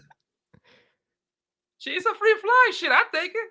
If I gotta be like, hey, Papi, I'm gonna fly you, I ain't gonna be complaining it was a frontier or a spirit. It's a free fly. I think I've only flown Frontier. Oh, have I ever flown Frontier? I don't think I have. I think I feel like I've flown them one time in a layover, like literally a short 45-minute layover somewhere. But other than that, I don't think I've flown on Spirit. Remember the reason I even learned about Spirit was because I flew the mother of my kid actually. She happens to be in Orlando.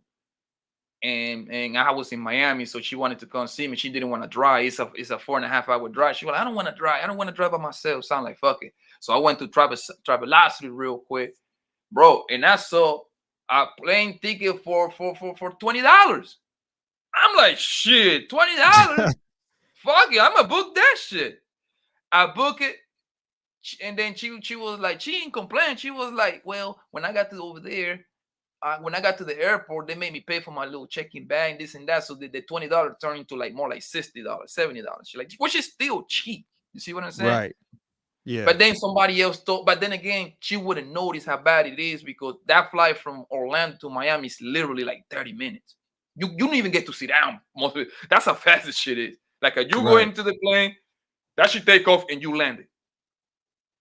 You see what I'm saying? Now I heard bad things about Frontier and Spirit when it's like a flight that is over like an hour and a half, 2 hours.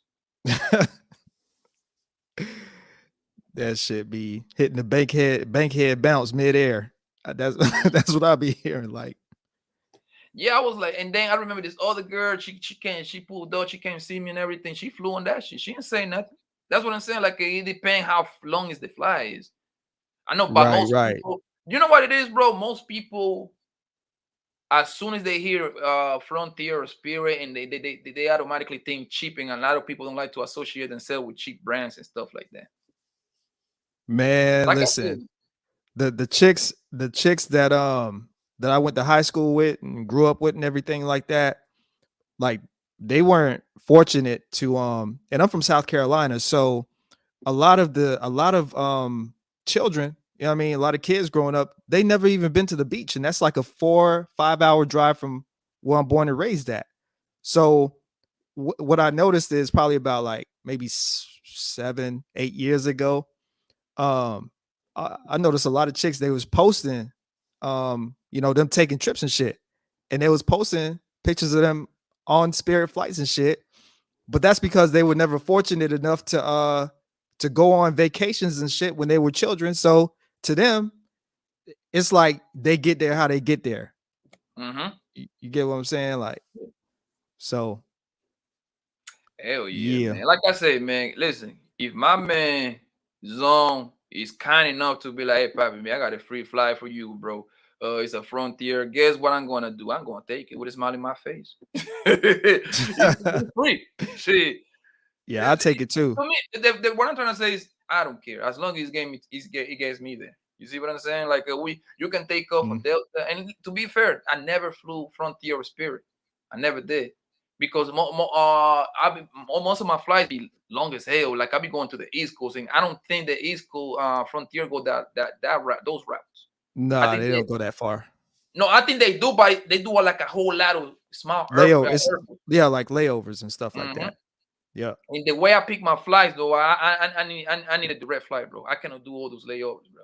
See, the thing is, because I've been flying like basically since like 95, basically all my life. So like when you got to get somewhere, you know, you got to get somewhere. And sometimes, you know, you might have to take that plane. Now, like I said, I've never been on Spirit. I think I might have been on Frontier once, but you know, it ain't, when you used to flying, you know, it ain't nothing to just get to where you got to go.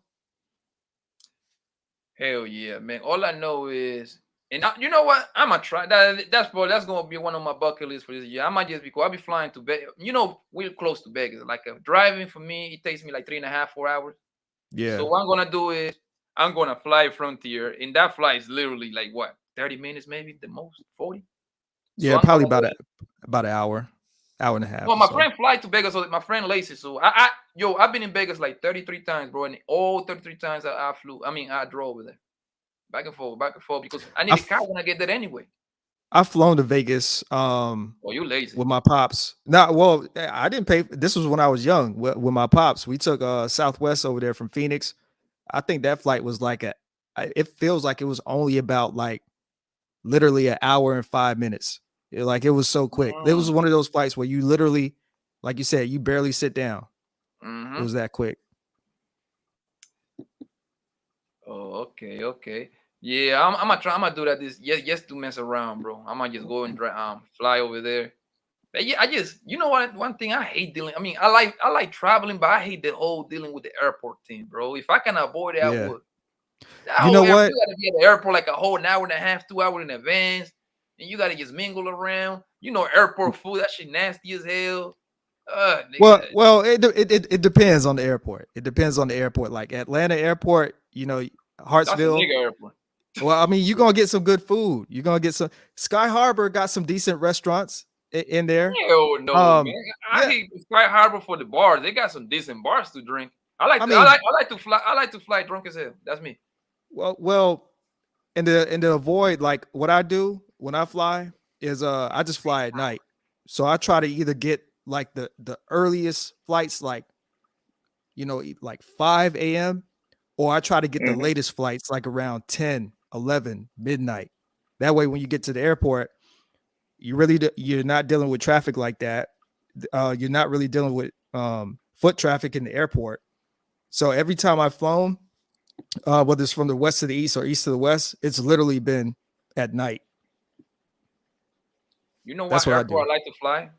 Miami Airport. That airport be lit, nigga. I've been seeing. First of all, Miami Airport got the baddest worker in the country. Them females be sexy as fuck. they be in the they be in the little bodegas and shit like that. I mean, how you call it, the little restaurants that be having inside the airport? They be bad as hell. I seen a couple girls twerking out work and shit like that. What? Okay, that's how you know. When I get to you Miami, so I see the don't. pretty ass girls. Oh, I admit it. I remember one No. yo, you know one thing I noticed? When you travel with your kids, man, when you travel with your kids, that's a plus. I'm gonna tell you why. Because you know, like I gotta go rent a car. As soon as I land wherever I'm going, I gotta go rent me a car, right? Right. Son, the times that I flew with my kids, man, I got to that little to a little kiosk to rent my car. Everybody love goddamn kids. I don't know why. It's something about kids that everybody just love kids, and they like to see a nigga with their kids. Actually, there is nothing more sexy for a female than to see a guy with their kids traveling by yourself. Actually, so I went to rent my car. It was this Cuban lady. This Cuban girl was beautiful, son. She was married. That was the only fucked up part about it. I saw that. So I got, at this point, my oldest, she was little at this point. I was going to Miami. So I landed in Miami. So you know how we travel, man. When you traveling with your kids got to keep up with you. Like I put my kid on the floor, man. You got to keep up with me. You better run. Right. and your kids follow your lead, right? So, and by the way I do it, I put my kid on top of my rolling bed, on my big old bed, and she think that's a horse. So I be just rolling him all over through the airport. So I get to the spot to rent a car on National, and this lady, she fall in love with my kid. Oh my God, she's so beautiful. I love to see a man with their kids, man. This and that. Blah, blah, blah. Yo, to remind you, I rented a full size. Man, just for me having my kid, this girl gave me a SUV for the price of the economic car. She was like, no, don't worry about it. I got you. She went on that computer for 5 minutes. She was just doing all kind of shit, like, you can hear it just typing, bro. She goes, I got you. You need space with your kid. Don't worry about it. Oh, look at her. She's so pretty. Son, next thing you know, I see. She gave me the paperwork. I'm like, yo, what the fuck? I'm like, yeah, I don't want to pay for no, because when you see the price of the SUV be like $150 a day. I don't want to pay for that shit per day. She goes, no, don't worry about it. You're only gonna be paying $30-something a day. Oh shit, yeah, take it. Don't worry about it. She gave me the Infinity truck, the GQ, what's the big truck that they got? It's the big old SUV. Oh, it's like the Q57. Yeah, I know what you're talking about. No, bro, son, that truck is so goddamn big, my nigga. You can use that truck as a hotel, bro, if you know what I'm talking about, man. I did that shit in Miami. That shit was huge, bro. Son, look at Sherelle, man. Sherelle, she's like a hater. She was she said nothing attractive about a man with kids, but you weird, so I wouldn't take that serious. To each his own. To each his own. Because every man, son got kids. I promise you, when son go out shopping with his kids, those girls find that man even more attractive. I promise you that. All I see is respect. Yeah, no, I'm telling you, that's because you're weird. I'm not a liability, you dumb motherfucker. Poppy. You gotta understand though, like if for Sherelle, a man's coming into her existence, it's not the other way around. So she's ahead of her house. So well, most women are stupid. No, actually, most women are smarter than you. So stop. Sherelle, why don't you hit the link and come sit over here, man, before I get out of here. I just think that I just think we're doing what we're supposed to do. You know what I'm saying? We're supposed to spread seeds. That's how society keeps going. You know what I mean? And you know what's crazy? And this is the real facts right here. This is facts. I have never had a female turn me down for the simple fact because I got kids. Never. You see what I'm saying? I would agree. Because Poppy, question. Is it for a night or for a long-term relationship? For anyone, whatever game I want to play. Never. Bro, never. Okay. So most of these females actually even offered to fucking watch my goddamn kids. I'll be like, nah. Well, yeah, that's what I was about to say. I mean, they normally, most of them should have a maternal instinct, so that makes sense. I would have to agree with Poppy on that one. for the simple fact that, like, just in my interaction with women, when I do have my daughters and stuff, they're like, oh, he can take care of kids. So like they, you know, they start thinking, oh, even if they don't know you, like, oh, what if I had kids with him? I know he'll That take care shows of my you kids. in Like, a very responsible light. That's what it is. That's what it shows you, Yeah. there, bro. You're responsible, that you're taking care of business. That's what it shows without you saying anything. You don't have to say nothing. You with your goddamn, you with the proof. She said the running around perspective- with some bum man, with some bum niggas. So just because niggas got kids, they bums. Okay. Badass kids. Oh, my kids are well behaved. Can be a genius move. No, but you know what? You know what? Like with the whole bumps thing, you know what's funny is like the way, well, I don't know. It just depends on the circles that you're in. The dudes that don't have kids, like the chicks that I know, what they tell me is 3 things. They think that, number 1, the dude is irresponsible. This is for dudes that don't have kids. This is what chicks have told me, right? They think that the dude is irresponsible, or they think he's a rainbow, or they think he's a player. One of those 3. Chicks that have kids, dudes that have kids, like they look at you like you, like, hey, you got some kind of responsibility. You're not out here. Even if the child is out of wedlock, this is just the chicks that I know, that I'm associated with. You know what I mean? Like a majority of them have told me this. They're like, oh, you know what I'm saying? Let me ask you this. Those women, they are professional. They got to be having good careers and good jobs. Am I right or wrong? The ones that have told me that, yeah. Exactly. See what I'm saying? So they come into this panels trying to lie and shit. Talk about it, nigga. But like I said, and trust me, I know thousands of females. None of them ever turn me down just because I got a kid or 2. None of them. Well, Poppy though. And hey, Sherelle specifically, she's saying exactly what we say about women with kids, though. That's the way she's looking at it. He is bored. That's so. When you go, I'm the head of my household. I'm looking at you, and you got kids. You're a liability to me because I'm running stuff. This revolves around me. She's not coming into your life, bro. A woman who's coming into your existence, if you're paying for everything, it doesn't matter what you have, as long as you can pay for it. So she's speaking from a perspective of she's not coming in under a man's covering ever at any point.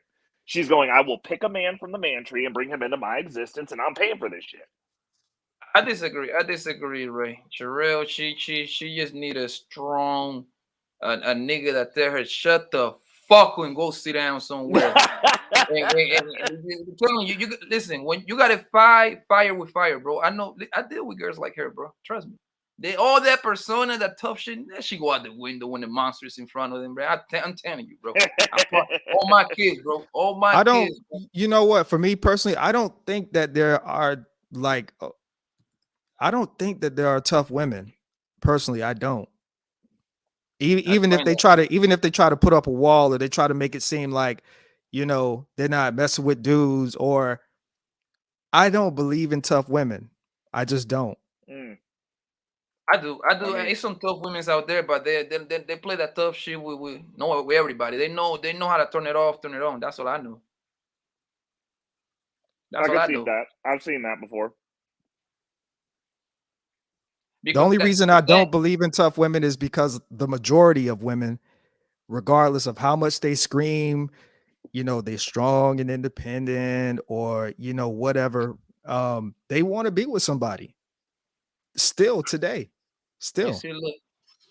You see, she say, I'm not trying to make it on her voice. I'm a sweetheart. I don't know what the fuck you talking about. Is that how she sounds? Right, bro. Yeah, she always creeping, man, with her ghetto self.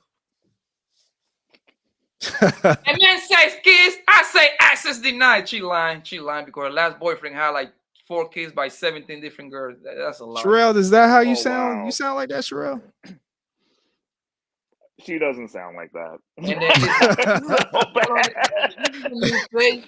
Miss Sarah, what is Sarah, right? She said, well, here is a tough bitch talking right here. Why don't you hit the link, Miss Sarah, and let me know how tough you are, man.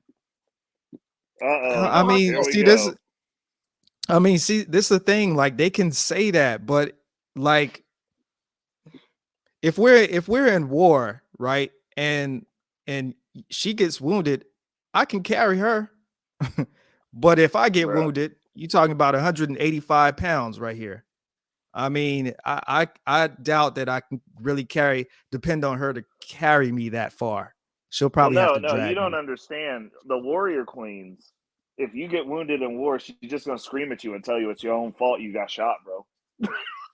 You just gonna get Ooh. yelled at while you bleeding out. I believe Sherelle is a sweetheart. She just be giving you. Y'all just in YouTube. Y'all just get to know. Y'all just get to see her ghetto side. But she's a sweetheart in real life. I talked to her behind this shit. She don't act. She don't act this thing at all. She done. And then she was like, look at her talking all this bullshit. I can lift 185 pounds, nigga. Oh my god. Oh my god. Oh man. Let me see. What she say there? I'm out, you on my back, and carry. Wait, I'm out, you on my back. That's the public education in New Orleans. Don't worry about it. Oh my god. Oh no. Hey, Sherelle, hey, listen. I'm not knocking it. If you can carry me, hey, more power to you. But generally speaking, I highly doubt that most women will be able to carry 185 pounds. Right here. What's her name? Sarah. Sarah. Hold on. Sarah and Sherelle, is that the same person? Y'all saying the same exact thing. I'm a Sour Patch chick. No, but Sarah, Oh I need God. a ride or die bitch, man. You want to be my ride or die bitch? I'll take one of those, man. I love those. A ride or die joint. There is nothing better than a ride or die bitch. She said, I put you on my back and carry you home. Nigga. Now, this is when you become delusional. Oh, she gonna carry you right into her existence. She must be doing them squats. No, she's high. Probably got them quads. You know what I mean?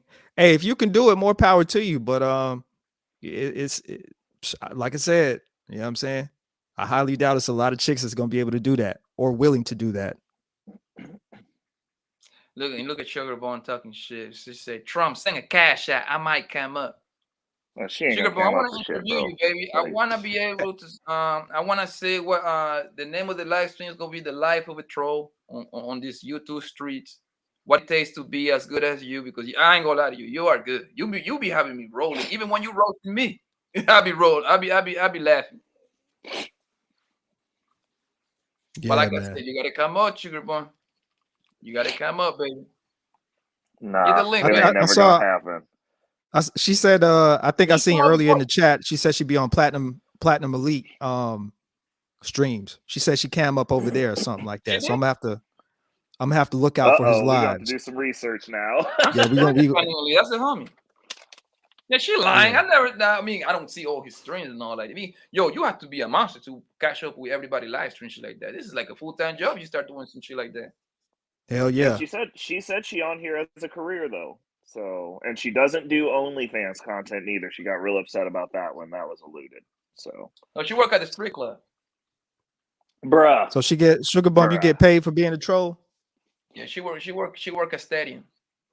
I know what street clubs she working. Yeah, I know the street clubs in DC, man. I know all the street club joints around the country, man. I know all of them. Bruh.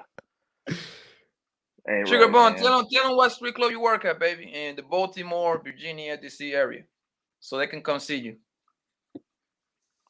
Your truth, man. Welcome back, family. What's good, Can you let us know what's your stripper name? I mean, Sugar is pretty much like a stripper name already, so. All the DJs at the street club, they sound the same. Hey, ladies and gentlemen, we got Sugar Bun coming to the pole. Have your ones ready. Sugar Bun, go ahead, twerk that ass. Oh man. Hey, look at Sherelle. Trying to lie. She said Adding she's to straight it. up on cheerleader. Look at it. Instigate. 100K to her to cash up. If y'all want her to cash, listen, I don't give a nigga 100. I ain't even giving $100,000 to my mama. What are you talking about? Facts. I ain't even giving a chick $100. I'm willing to give her $10 for it to come up. I'm That's willing it. to Deal give her $10. or no deal. I go as far as stay, man. Write that 10 off on your taxes. What that mean, Sugar Bone? They want to dox me. What that mean? Like, if you come out, they're gonna be able to pinpoint you. Some shit. Is that how that works? I don't know shit about the internet, so that's some hoe ass shit. Doxing. Only hoes do that shit. That's nerd shit because I don't even know what that means, to be honest with you. It means when somebody try to invade your privacy. These clowns be doing that on here. Oh, kind of like putting your address out there and all of that. Oh, yeah. That hoe ass shit. Yeah, that name stuff. People be too much worried about people's business and everything like that. Like it actually. Well, all I know, if you want to dox me, man, I mean, you're more than welcome to dox me, man. Just know you. Hey, it's an AK over here. It's a 45 here. You better come. You want to come over here? You might not want to come over here. That's all I know. Dox me all you want to see what's gonna happen. Mm-hmm. Yeah, you might not make it out of here, man. I fear for my life. That's all I have to say. That's the trick. You come see me. Yeah, the trick is leaving with your life. My Sarah my girl got my Sarah say, my phone died. Hey, fellas, Sarah, you new in here, man. Welcome, baby. One thing y'all gotta realize: nobody's not gonna actually meet up with you, man. Like the people that be on here, they'll come on. Like the reason why they do all that on here is because they know they're safe in these boxes. They know they're safe in these boxes, so they're not going to. I wouldn't say truth. I disagree. I wouldn't say never because I travel around. You see what I'm saying? I travel a lot. I'm not talking about you, Pat. Yeah. No. But hear me out. I travel a lot, and it was this little punk ass nigga trying me one like a few years. I mean, not a few years online, a few months ago, and I happened to be in his city, and I told Buddy like I can send him my address. That punk ass. What's the nigga name? We don't love bitch ass nigga. I was like, he was talking about like, yo, I'm gonna smoke you when I see you. I'm like, oh, word. Where you at, fam? I already knew he lived over there. Well, I mean, if you was over here in Las Vegas, I'm like, guess what? Today's your lucky day. I did like send him my address, like, yo, I'm 3 miles away from you, my nigga. Pop up. Let's get to it. No, guess what? Once I put the nigga on the spot, because this happened on the last one, I put the nigga on the spot. Guess what this nigga did? This nigga start telling me this black and black crime. We shouldn't hurt each other. Like, but nigga, you talk about you won't marry me. That's what it is. Like, yo, listen. When it comes to violence, listen, I can get down with the best of it, bro. But like, if me, Don, Ray talking, clowning each other, I can do that all day long. But once somebody disrespect me, somebody lets me up, hey nigga, I'm willing to do that too, bro. Like I ain't got no problem engaging into some violence with you, bro. That's all I'm trying to say. Yeah, but see, listen to what you said. You said you made sure you was available. That's what I'm saying. It's going to be a lot of people on here saying they're available, but they don't make that time out. That's what I'm saying. Like they say they'll be rah. All I know is a few niggas that it's like 2-3 niggas that if I ever hear that they going to one of those Anton Daniels meetups or those Lapid meetups, guess who's gonna show up? Yeah, I am gonna show up, nigga, because I want to put my hands on those 2-3 niggas, bro. That's the only reason that I would be going. I know it sounds ignorant. And listen, I know people don't do what I do, but listen, if I hear this 2-3 niggas say like, "Oh, I'm going," shit like that, and words get back to me, I'm coming, fam. But I'm coming over there to terrorize the niggas, dog. That is so goofy. You don't have a problem showing face, right? You don't have a problem doing that, right? I said, listen to what I'm saying, G. I said, you don't have a problem meeting up. I said, the people that get on here, in other words, they talking a lot, bro, but they never have been active. Like they never have been active, and that's one thing I had to. That's what I say. Truth. If I ever hear when the chances of that happening is like I give it like 2%. Just slim to know because they know like if they go with it, if they go to one of those quote unquote, and I don't even got plans to go to none of these meetups. You see what I'm saying? But like if they going, guess who's coming? Happy's coming. You see what I'm saying? I ain't gonna let nobody know. They not going, bro. They not going. I know. That's what I'm saying. I give a less than 2% chance that shit happen. They're not going. So that's one thing that I had to realize. Like, you know, when two fools arguing, I mean, two people arguing, you can't really tell who the fool is, bro. And that's one thing. Like, I'm not doing it no more because I don't even do this much talking in real life. Like, the only reason why I came on here is to, you know, share my experiences and, you know, to help people not make the same mistakes that I made in life. You know, keep yourself out of trouble, keep yourself out the pen. You know, and to be fair, that meeting up shit to like fight somebody is pretty stupid. I'm the first one to admit that it's pretty stupid. Like certain lines as a man you don't cross. Like when somebody talk about your kids or your mom, nigga, you gotta get down, bro. Because those like me and Zone can talk shit to each other all day long. He can call me ugly, I can call him ugly, I can call him a gay ass nigga, he can call me a bitch ass nigga. That's gonna be loof and laugh. But once I talk about his kids or he talk about my kids, all bets are off, nigga. You gotta come see me. That's the whole point. Like who runs around? Listen to what you're saying, bro. That's my point. We're saying the same thing. Who runs around here not knowing that your mouth cannot run that reckless, bro, unless you have never been, like you have never been active. You have never been out here. Grown men know not to say that. Oh, bro, I heard, let me rephrase that. Allegedly, I heard niggas getting clapped out for $5, bro. Listen, I was raised in New York. I was raised in New York City, bro. And in New York City, it's like this. If you tell a nigga, suck my dick. Oh, yeah, you done. That other nigga got license to pretty much smoke your ass. And listen, in the court of law, you cannot justify that. You cannot just stand in front of the judge and be like, yo, judge, he told me suck my dick, so I have to get that nigga up out of here. You cannot justify that. In the streets, my nigga, the rules of the streets is if you tell a nigga, suck my dick, you at the bare minimum, you have to cut that nigga, bro. You have to cut him at the bare minimum. Like, you see what I'm saying? Because ass whooping isn't even enough. You have to cut him, stab him, possibly back him out. I'm gonna keep it 100, bro. Like, I look, I'm not from New York, but I definitely get that because everybody that I meet from New York, they say that same exact thing. If I'm trying to insult somebody, I would never tell another dude to SMD. I'm sorry, that's just me. I would never. I don't even want to picture. I don't even want to picture another dude doing that. Like, I don't even want to have a record.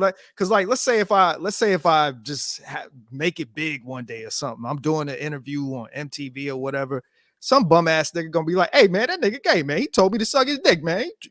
Man, I got it right here on video, man." You know what I mean? Like, I was about to say, I was like, you do realize that people are gonna say that anyway if you get big. Like, I'm a yeah, but I'm just saying, like, it just makes it even worse. But that's, you know, that issue is reckless. Like you out here telling another man to do some stuff like that to you. Like, why would you even want to insinuate some stuff like that? That's just I'm sorry, that's gay. I'm sorry. Here's the thing, fellas. Here's the thing, though. I get what you like. I say, you cannot justify that shit in front of the judge. Now listen, if you're suck my dick, it means that you want to die, bro. You say that to a nigga, son, you literally got death witches on your mind, son. In New York, that means something else. I'm telling you, bro. That shit is so funny, listen, man. you can be walking, you can be in Manhattan. Manhattan is the most quiet. That's where the money in New York, Manhattan, right? And you hear the nigga talking from across the street, nigga, suck my dick. Son, you want to have to put your head down, and you want to have to tell the nigga going to the middle of the street, one of us got to get beat the fuck up, bro. One of us. Why is that even in your head to say that though? Like to somebody, not you, Poppy, but like, suck my dick. It means you want to die, bro. That's what it means in New York. I'm telling bro, you, I can't even. Be raised in New York, I can't bro. see your name up top of me, short. What's your name up top in Puma? Yeah, Zone. Yeah, that's what I was saying, G. Like, how can you even Like, what would possess you out of your mouth to say that to another man, G? Like I know better not to talk. Like, I know not to talk to nobody reckless here and be more like that. I know not to talk about their children, their family. Like, you're done. It's nothing to talk about. It ain't nothing to talk about. You're going to have, it ain't even, oh yeah, I said this, what you going to do? You either going to have hands put on you immediately or you going in that ground. And niggas not doing nothing. And that's why I, like, nobody has ever heard me disrespect no children, say, you know, suck my pain on, man, disrespect their wives, play anywhere remotely to those type of things. Certain things is, you know, boundaries, bro, and it's no limit. You can't come back from it. Like, it's either you gotta put, you gotta have hands put on you, man, because obviously you haven't been of an actual man. Because certain things you know not to do, you know not how to move, and you know, I've been in enough situations to know how to move and what not to say. But I have never, out of all the things I've crossed any of the lines that I've spoken about. But I see people on here, they do it so quickly, and I'm just looking like dog, like something that you can't be active, you can't be outside, you can't be. You don't have no history, bro. None. You can't. See, yeah. And see, I come from, you know, kind of like that last little era of, you know, when you would get into it with somebody else's child in the street, or let's say even another parent say something disrespectful to somebody else's child, and they'd be like, I'm gonna go get my daddy. You know what I mean? And and you know, growing up in South Carolina, like it's country, you know, so I've seen situations happen where, you know, fathers will come out the house with no hesitation and set that situation straight ASAP, you know. And I've also and I was a smaller kid growing up too. Like, I didn't really get any height until like 11th grade, you know what I'm saying? Even playing football, like I was 140 pounds for a long time. And so I used to see a lot of the bigger dudes, you know what I mean, kind of push around like smaller dudes that was younger than them, but or smaller than them.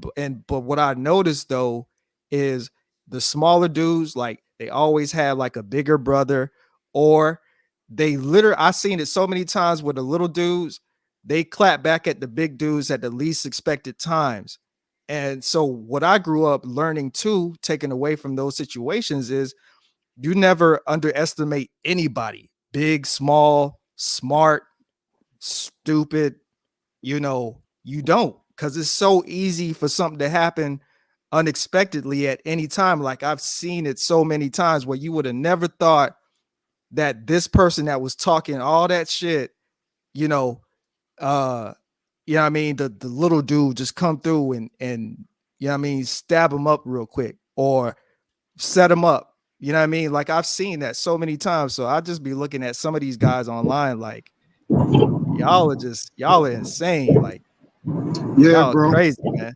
Like, that's why I had to take like a break in between. Like, I pop up every now and then, but because like my mind was going like how I used to be, bro. Like I be forgetting some of these dudes is really children. Like, they really kids. Like, they watch TV and they see the stuff on there, but they have never done or seen any of this stuff in real time, in real life. And the first thing somebody gonna say if you actually do something, like if you actually go to them, yo, and really go to their house and then get in there, the first thing somebody gonna say is, you crazy. Look at, they're gonna say, oh, look, he crazy. So first is, oh, let me provoke him because he ain't gonna do nothing. But then if you actually do it, they're gonna say, look at this crazy mother. Like look at him. They're gonna say, yeah, I knew he was evil and all that. Why do you have to provoke me to do something to you? And now it's a different story. Like that's what I don't be understanding. And You know, right now I'm saved, bro. You know, I've been saved for 10 years, and I tell people it's a reason why I needed Christ. You know, Yo, I had pretty much let my me own thing. So, let me welcome my girl, man, Sherelle, baby. How you doing? You there? baby sis, Hi, Sherelle. Merry Christmas, y'all. What up, Merry Merry Christmas, Sherelle? my Christmas, love. How Merry you baby. feeling? Christmas. Huh? How you feeling? I'm okay. All right, go ahead, But Kirk. let me tell We're y'all, gonna catch this there out was right you now. should Go have ahead. saw her the other day, Pat. You should have saw her the other day, Pat. Trying to come somewhere looking all cute. The other day, no makeup on, nothing. I was live on his panel before I rolled my hair, so he got to see my bush. Yeah, I saw that weave. A hater, a hater, a hater. Yeah, man. That's what No, but you know, that's what these girls do nowadays, man. They buy the long wigs and they trying to make it seem like that's their real hair. Like, oh, look at my hair, Poppy, look, it's growing. They got something. you think I would buy a weave that look like that? Hey, that was that. Hey, I don't know they made blonde hair. What? I don't know you can grow blonde hair. Blonde hair? Yeah, I showed you blonde hair. I'm just fucking with you. You a hater. But there was the guy, like he was at a football game. He was a Patriots fan. Did y'all see that? Yeah, Yeah, I saw that. And I think that was what's up. Because I think and like they have like people like that do like the videos about working in corporate America and how they have to deal with that like undertone of racism or people always trying to trigger them, like being condescending and saying slick shit to them or whatever. So I think it's actually cool when you can keep your composure. I think that's what the art of being a troll is. And that's what people don't understand. Like if I'm in the chat and I'm saying stuff and you really getting angry or you really letting Sugar Bum get underneath your skin, it makes our day. You understand what I'm saying? yeah. Because you should be stronger than that. And the person that, you know, you're not supposed to let the words get to you because that's like letting somebody trick you out your position. Which is crazy because Young Boy said this, right? Young Boy was like, I'm no longer letting people make me angry because that's too much like controlling me. Yeah. Like I could be having a good day, and if you a troll, if you somebody that's just trying to get me off because you know you just think it's funny to get people off, you can say one thing and ruin my entire day. But who really has the power?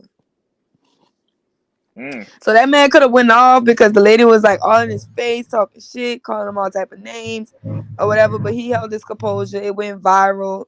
The owner of the team invited Yeah, him. Mr. Robert Robert Kraft. Kraft, yeah. I seen that. He got to go down with the players and all of that. So sometimes it's more beneficial to just let it be words. I would have just turned to my homie. I would have been like, I ain't gonna lie to you, you see this man. crazy bitch? That Hey, girl, Rob. that girl, like It's a little that difference nigga, between. that man right there, he's a better man than I am. I promise you that. That's one thing I can say. I couldn't take it, bro. I would have I would Hey, have Rob. laughed. Hold on, let me find it right now. Hold on.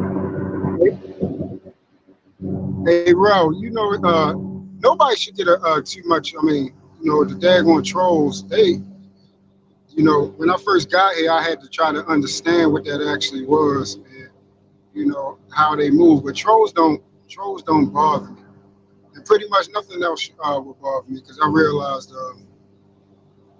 you know, what a lot of people are and stuff like that. But the troll, Sugar Bum, and stuff like that.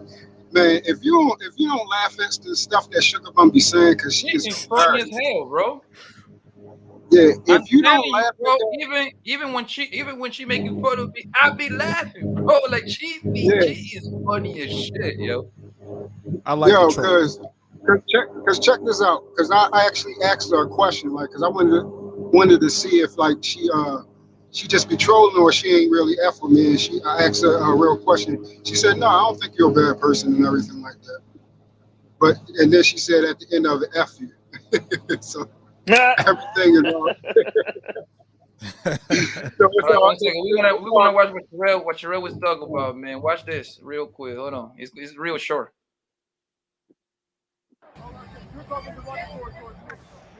Oh, really? Oh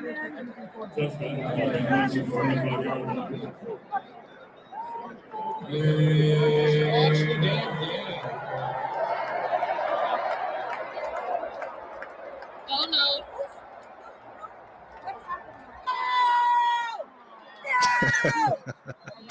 Oh Lord.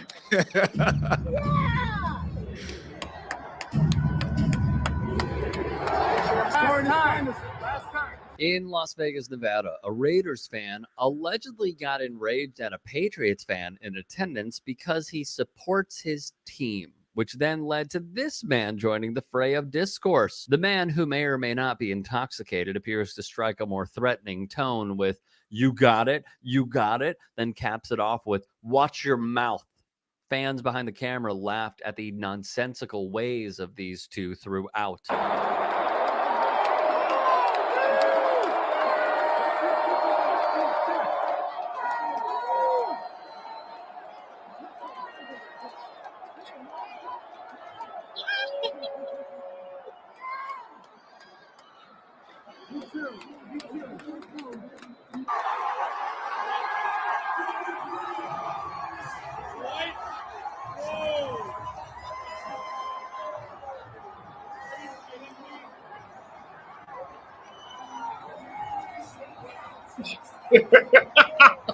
Bruh.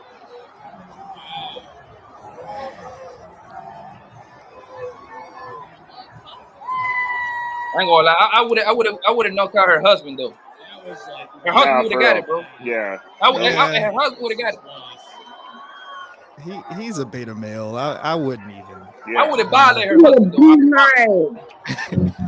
I would have beat mine. Hey, listen, Tyler's gonna toddle, man. Shout out to Dirty Folks. In my younger days, I'd have whooped her ass. There are ways for fans to behave towards one another at sporting events. Yeah, It no, can be we fun. can't do That that. Entertaining. nigga heavy, boy. This, however, from a non-couple, ain't it? This is something that we have covered many times over. She's an ugly woman too, bro. That's what makes me fucked up, nigga. Oh, She's bro. ugly. That's Bro. what I'm talking about.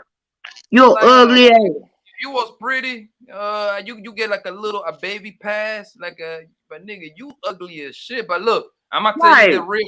I'm gonna show Merry you. Christmas, ATJ. Hey, Merry Christmas, ATJ. Merry Christmas. Merry Christmas. I'm gonna show you the other side when the shit goes south, when keeping it real goes wrong. Here it is. I'm gonna beat your ass. Ooh. Beat her ass.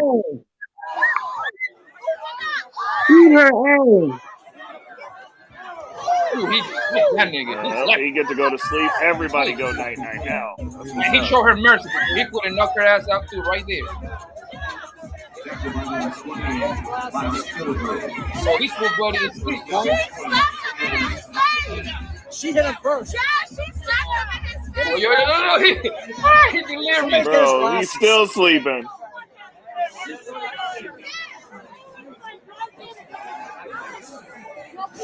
He like, what quarter is it?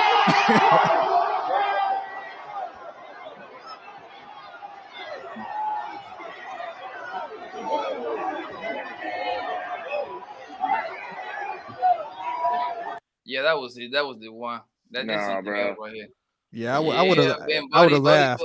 Buddy wasn't having it. That's Man. them Steelers fans. Won't play. No, I know. I'm gonna tell you which one's the worst, Sherelle. The worst fan in the country is the goddamn Raiders, man. I hate those niggas. I hate the Raiders. I hate the Cowboys. Well, what was the other thing? I don't it's like weird. It's weird too. Like, why the hell are the Raiders fans so bad? What the hell did they got that ego for? You know what I don't like, Poppy? I don't like a nigga that think they can come for me and roast me. You don't. I'm gonna fry your ass. That's just free. Yeah, you are some fire. I'm a fire, yo. Don't come for me. Hey, Auntie J, honestly, Oh my God. hey, Auntie J, honestly, I don't think nobody wanted with you after what I saw a couple of times. Like, you really got that. You really got that fire. You got that smoke with you. Like, I said, I don't think nobody wanted with you, man. Well, guess what? They do. They still want it from me. I saw it today. And I got his ass off of me, and I won the roast. They put me in a poll, and it was 75% to 15%. I wish I would let a no neck out roast me. Never gonna happen. Hey, No neck. ain't got no neck. And the way he dropped, he looked, oh my God. Mm. Thank you, Poppy, for the help, Poppy. I appreciate that. And then you don't know who I know that might like me and fuck with me and don't even like that you talking to me like that. Yeah, You I get know what you I'm didn't saying? like. I didn't like the whole part. He talk about your goddamn private part. That's why I don't want you to talk about all that fucking and sucking, man. Because you open yourself up for all that crazy Yeah, shit. you gotta stop That's that. Poppy, Don't, don't. real. Poppy, I I know don't you even trying to go back in the day in the time machine. Yeah, you gotta watch out for that. Yeah, I because don't talk about a that. lot of these pervert ass niggas, they never seen no cushion. So, but oh, I bet your shit is wet. Like I don't. That's why I don't even want you to engage in those kind of conversations. I only got up there because I just came in after we ate and I was looking. And he said, Auntie Jay, and he was calling me his girlfriend. I'm not your fucking girlfriend. I'm married. How am I your girlfriend? Just Jay But said. that's your thing, Just though. Jay Like, said, "Who ain't got no neck? Who ain't got a neck?" Poppy, Now Poppy, you ain't got Bruh. no Now you Poppy, ain't got no neck. Now you ain't got no neck, and he looked old as shit. And I didn't look at him the whole time because he ugly as shit. Wait, why who is why this? are they